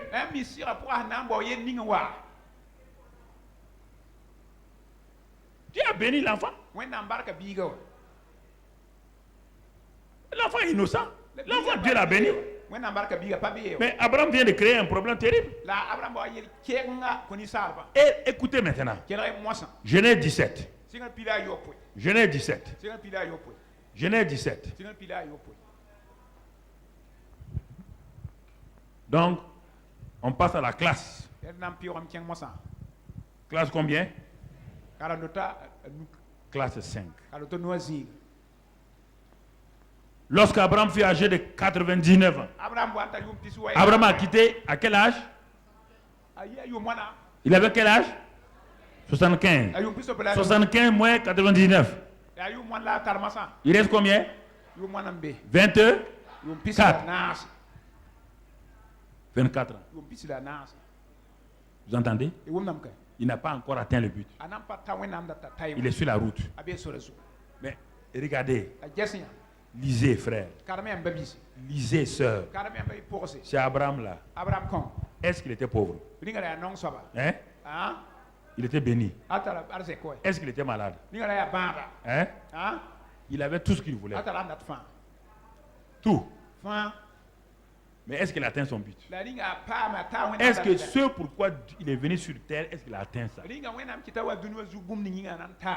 C'est ça le problème. Ne vous laissez pas vous arrêter sur le chemin par les soi-disant bénédictions que vous avez. Si tu n'es pas la fin d'une chose, vaut mieux que le commencement. Ce message est important pour nous. Ah non, non, Dieu m'a béni. Dieu t'a béni. Tu es arrivé à là où Dieu voulait pour toi. Dieu a une œuvre pour chacun d'entre vous. Il vous a créé pour un but sur la terre. On n'a pas dit que vous serez des pasteurs. Il n'a pas dit que vous serez des apôtres. Ne gâchez pas votre vie en vivant dans des choses bizarres. Vous avez l'air que Dieu a fermé les yeux. Dieu n'a pas fermé les yeux. Il y a des lois que Dieu, qu'il veut, qu'il ne veut pas, qu'il ferme les yeux ou pas, ces lois-là ils vont se réaliser dans votre vie. Vous ne pouvez pas, Dieu ne peut pas l'arrêter. Votre papa peut être directeur général de la Sonabel. Mais si vous prenez un fer, mettre là-dedans, il va venir vous trouver grillé. Il vous aime, mais il vous trouvera grillé. Dieu nous aime. Il y a des lois spirituelles. Que si on en ferait ça là, on va croire qu'il n'y a rien. Il y a quelque chose. Il faut bien voir ça pour mettre de l'ordre là-dedans. Les gens se trompent. Non, Dieu compte. Mais est-ce que Dieu a arrêté la bénédiction d'Abraham? Dieu a diminué la richesse d'Abraham? Dieu a mis une maladie sur lui? Non. C'est ça qui trompe les gens. Écoute-moi, mon frère. Mais Dieu va lui dire une chose maintenant.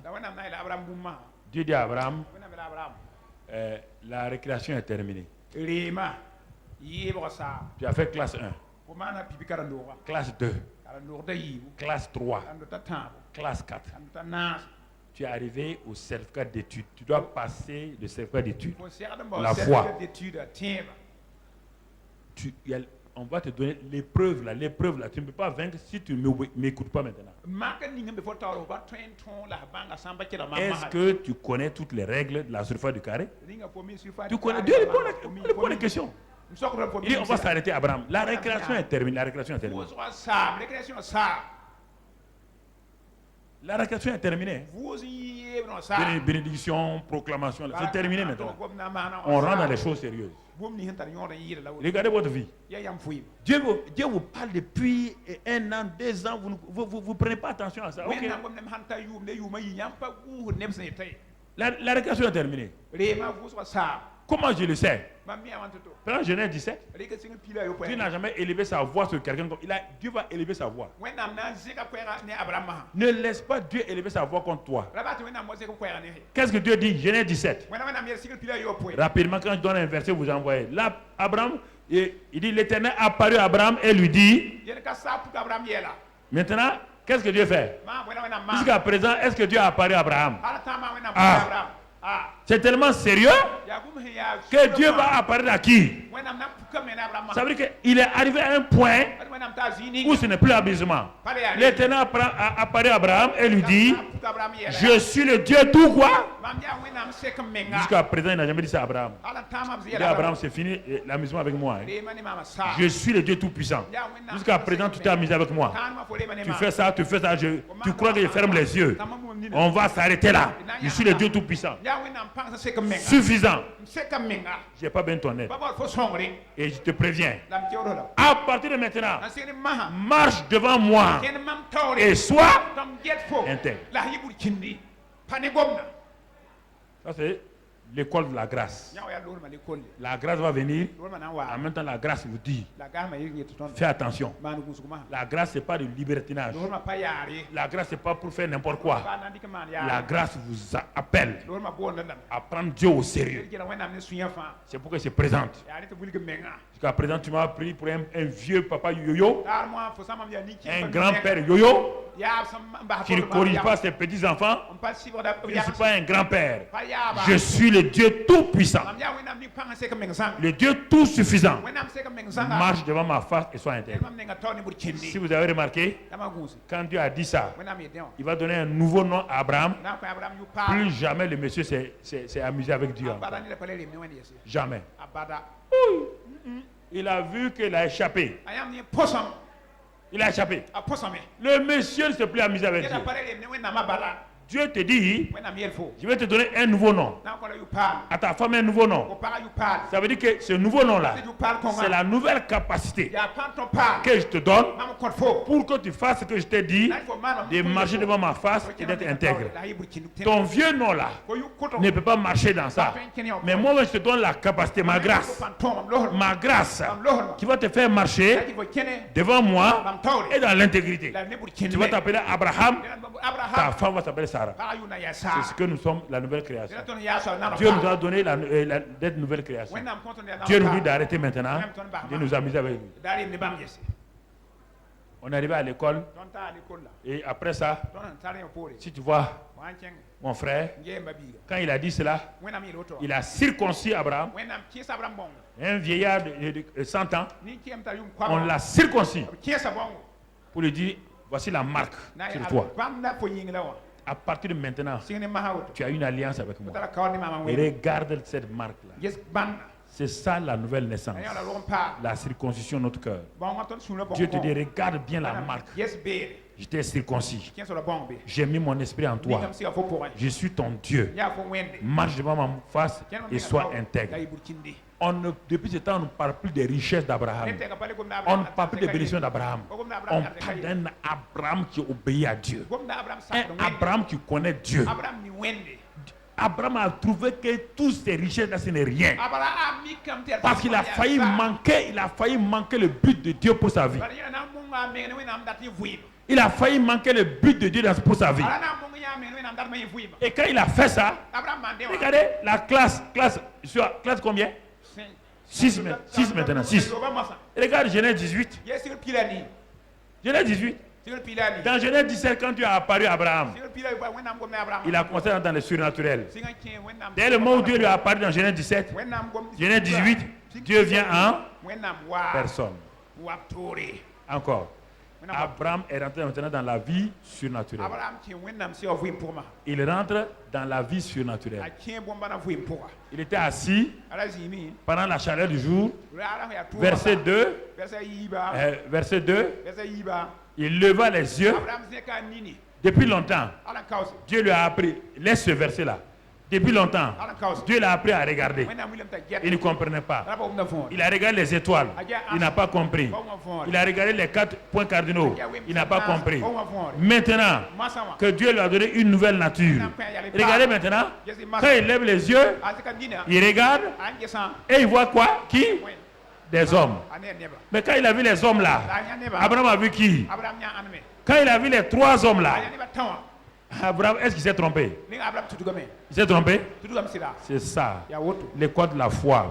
Quand vous arrivez à une dimension, vous devez dire oui à Dieu maintenant, vous rentrez dans le surnaturel. Si vous ne rentrez pas dans ça, vous restez de l'autre côté. Avec vos bénédictions, hein? Et vos bénédictions vont sortir par votre nez. Comme Israël, c'est sorti par leur nez. Ils sont morts dans le désert. La bénédiction n'est rien pour Dieu. Ce n'est rien pour Dieu ça. Tu comprends? Et il les vit. Il courait au-devant d'eux depuis l'entrée de sa tente et se prosternant on dit des hommes. Le gars se prosterne en terre. Il a reconnu qui? Même quand Dieu est maintenant en chair, il le reconnaît. Alors que Dieu a essayé de l'entraîner. Non. Maintenant, il a la vision claire. Il voit Dieu même à travers les hommes. Oui ou non? La suite, mon frère. Et il dit, Seigneur. Depuis que tu as vu Abraham, tu as entendu, il a déjà dit Seigneur. Ça, c'est l'école de la foi. Le gars est arrivé au top niveau maintenant. Seigneur, si j'ai trouvé grâce à tes yeux, ne passe point loin, je te prie, loin de ton serviteur. Mais pourquoi tu n'arrives pas là-bas? Tu es avec moi depuis des années. Pourquoi tu n'arrives pas là-bas? On n'a pas besoin de 10 ans pour arriver ici. Même pas 5 ans. Même pas 3 ans. La même année, tu peux arriver là. C'est une affaire d'esprit. C'est pas une affaire d'âge. Pourquoi tu n'arrives pas là-bas? Pourquoi encore tu traînes en rond? Ta chair, ton âme sont tes ennemis. L'ennemi est au-dedans de toi. Quand il y a un problème, tu cours comme Abraham. L'Égypte. Dieu dit, laissez-le partir, c'est un bébé. Laissez-le partir en Égypte. C'est un bébé. Il va revenir. Quand il aura fini les caracoros de l'Égypte, il va revenir. Cours seulement. Cours. Continue à courir. Tu vas revenir. Hein? Il est revenu.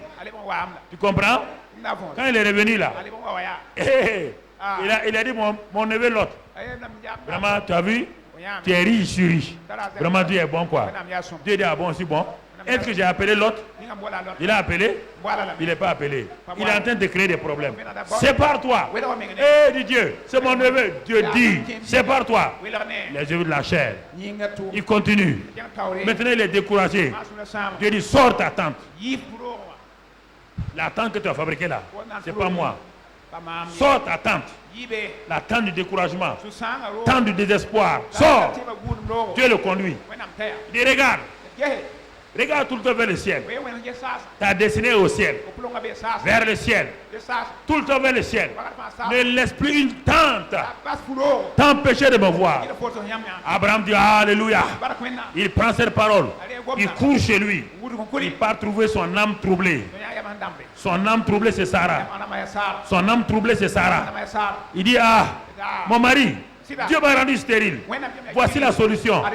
Il laisse la solution de Dieu. Il prend la solution de son âme. Prend la solution de son âme. Parce qu'il n'y a pas grand prix à payer. L'âme nous crée des problèmes. Il a pris la solution de l'âme.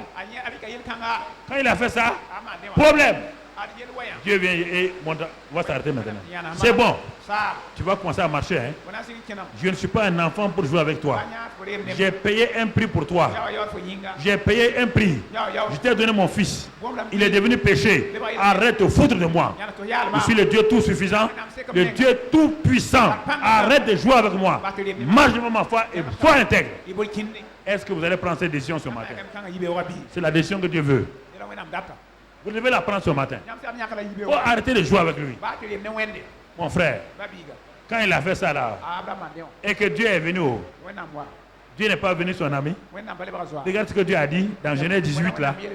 Dieu dit, Comme l'homme est devenu mon ami, je ne ferai rien sur la terre sans dire à Abraham. Je ne ferai rien sur la terre sans dire à Abraham. C'est ça que moi j'ai désiré. Je ne veux pas que Dieu fasse quelque chose au Burkina sans me dire avant. Et Dieu me le montre. Que vous soyez d'accord ou pas, Dieu me le dit. Quand je vous dis ça, vous jouez avec ça, vous jouez avec votre vie. Il n'y a pas quelqu'un qui peut tenir le pays là si pas Dieu.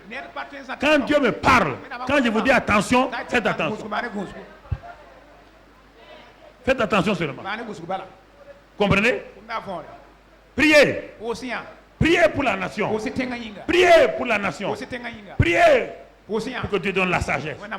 Priez. Ne jugez personne. Ne condamnez personne. Priez. Priez. Priez. Priez. Afin que Dieu, dans sa grâce, fasse sa volonté. Alors Dieu a dit, je vais détruire Sodome et Gomorrhe. Regardez bien. C'est ça. Je vais détruire Sodome et Gomorrhe. Mais j'ai un ami sur la terre. Dieu se déplace pour venir voir son ami. Abraham. Je vais détruire. Je suis descendu pour détruire la terre. Mais je n'aime pas le faire sans toi. Parce que toutes les nations de la terre, c'est toi maintenant. Alléluia. Ça ne vous passionne pas, hein? Vous voulez être DG, directeur, voiture, argent, ça pille, c'est fini. C'est les choses passagères. Oui ou non? Dieu te confie la terre. Il te confie tes parents. Il dit ton neveu l'autre là. Il mérite la mort. Mais à cause de toi, je te révèle. Ça veut dire quoi? Prie pour lui. Oui ou non? C'est pas la prière d'Abraham qui a sauvé l'autre. Dieu vous dit de prier pour les gens, vous ne priez pas. Ah, Dieu m'a montré que telle personne va mourir. Vous attendez qu'il meure. Ça vous donne quoi? Vous êtes un sorcier. Si la chose n'est pas, vous êtes sorcier. Si la personne la meurt, tu es sorcier. Dieu va te demander. Tu comprends? C'est pourquoi il a dit. Il dit, hey, Dieu, attends. Donc, toi et moi, tu me donnes l'autorité. Dieu dit oui. Donc, c'est moi qui dirige la terre maintenant. Dieu dit oui. Parle. Il dit, hein? Tu es juste, non? S'il y a 40 juges là-bas, Dieu dit, pas mon ami. Si tu es mon ami là, ce que tu vas dire pour ton pays là, c'est ça que je vais faire. C'est un pays béni. Le Burkina est un pays béni. La paix dans le Burkina Faso. La joie dans le Burkina Faso. Nous disons à tout esprit de destruction au nom de Dieu de partir. Nous lions les esprits de violence. Nous lions les esprits de destruction. Nous paralysons tous les esprits de division. Dans le nom de Christ Jésus. Nous bénissons notre nation entière. Nous bénissons nos forces armées. Nos forces de sécurité. Nous bénissons la société civile. Nous bénissons les parents. Nous bénissons les coutumiers. Nous bénissons les religieux. Nous bénissons les autorités de cette nation-là. Et nous déclarons que le Burkina Faso est gardé par la main de Dieu au nom de Christ Jésus. Nous disons à tout esprit méchant qui veut détruire cette nation-là, nous les paralysons au nom de Christ Jésus. Et quiconque se met à la disposition de ces esprits méchants-là, maintenant nous les lions au nom de Christ Jésus. Et que maintenant la grâce de Dieu soit sur cette nation-là. Que la paix de Dieu soit sur cette nation-là. Que la bénédiction de Dieu couvre cette nation-là. Nous envoyons le sang de Christ Jésus sur toute la nation. Nous répandons le sang de Christ Jésus sur la nation. Nous bénissons cette nation de Burkina Faso. Que tous les Burkinabés soient dans la paix, dans la joie. Que les commerçants prospèrent. Que les ouvriers prospèrent. Que les artisans prospèrent. Que les femmes prospèrent. Que les jeunes gens prospèrent. Que les étudiants élèves prospèrent. Que les forces armées prospèrent. Les forces de sécurité prospèrent. Que tous les syndicats prospèrent. Que le gouvernement prospère. Que le chef de l'État prospère. Que tout le monde prospère. Qu'il y ait la paix dans cette nation-là. Qu'il y ait la joie dans cette nation-là. Nous proclamons, nous déclarons la paix pour le Burkina Faso. Dans le nom de Christ Jésus. Amen. Gloire à Dieu. Amen. Amen.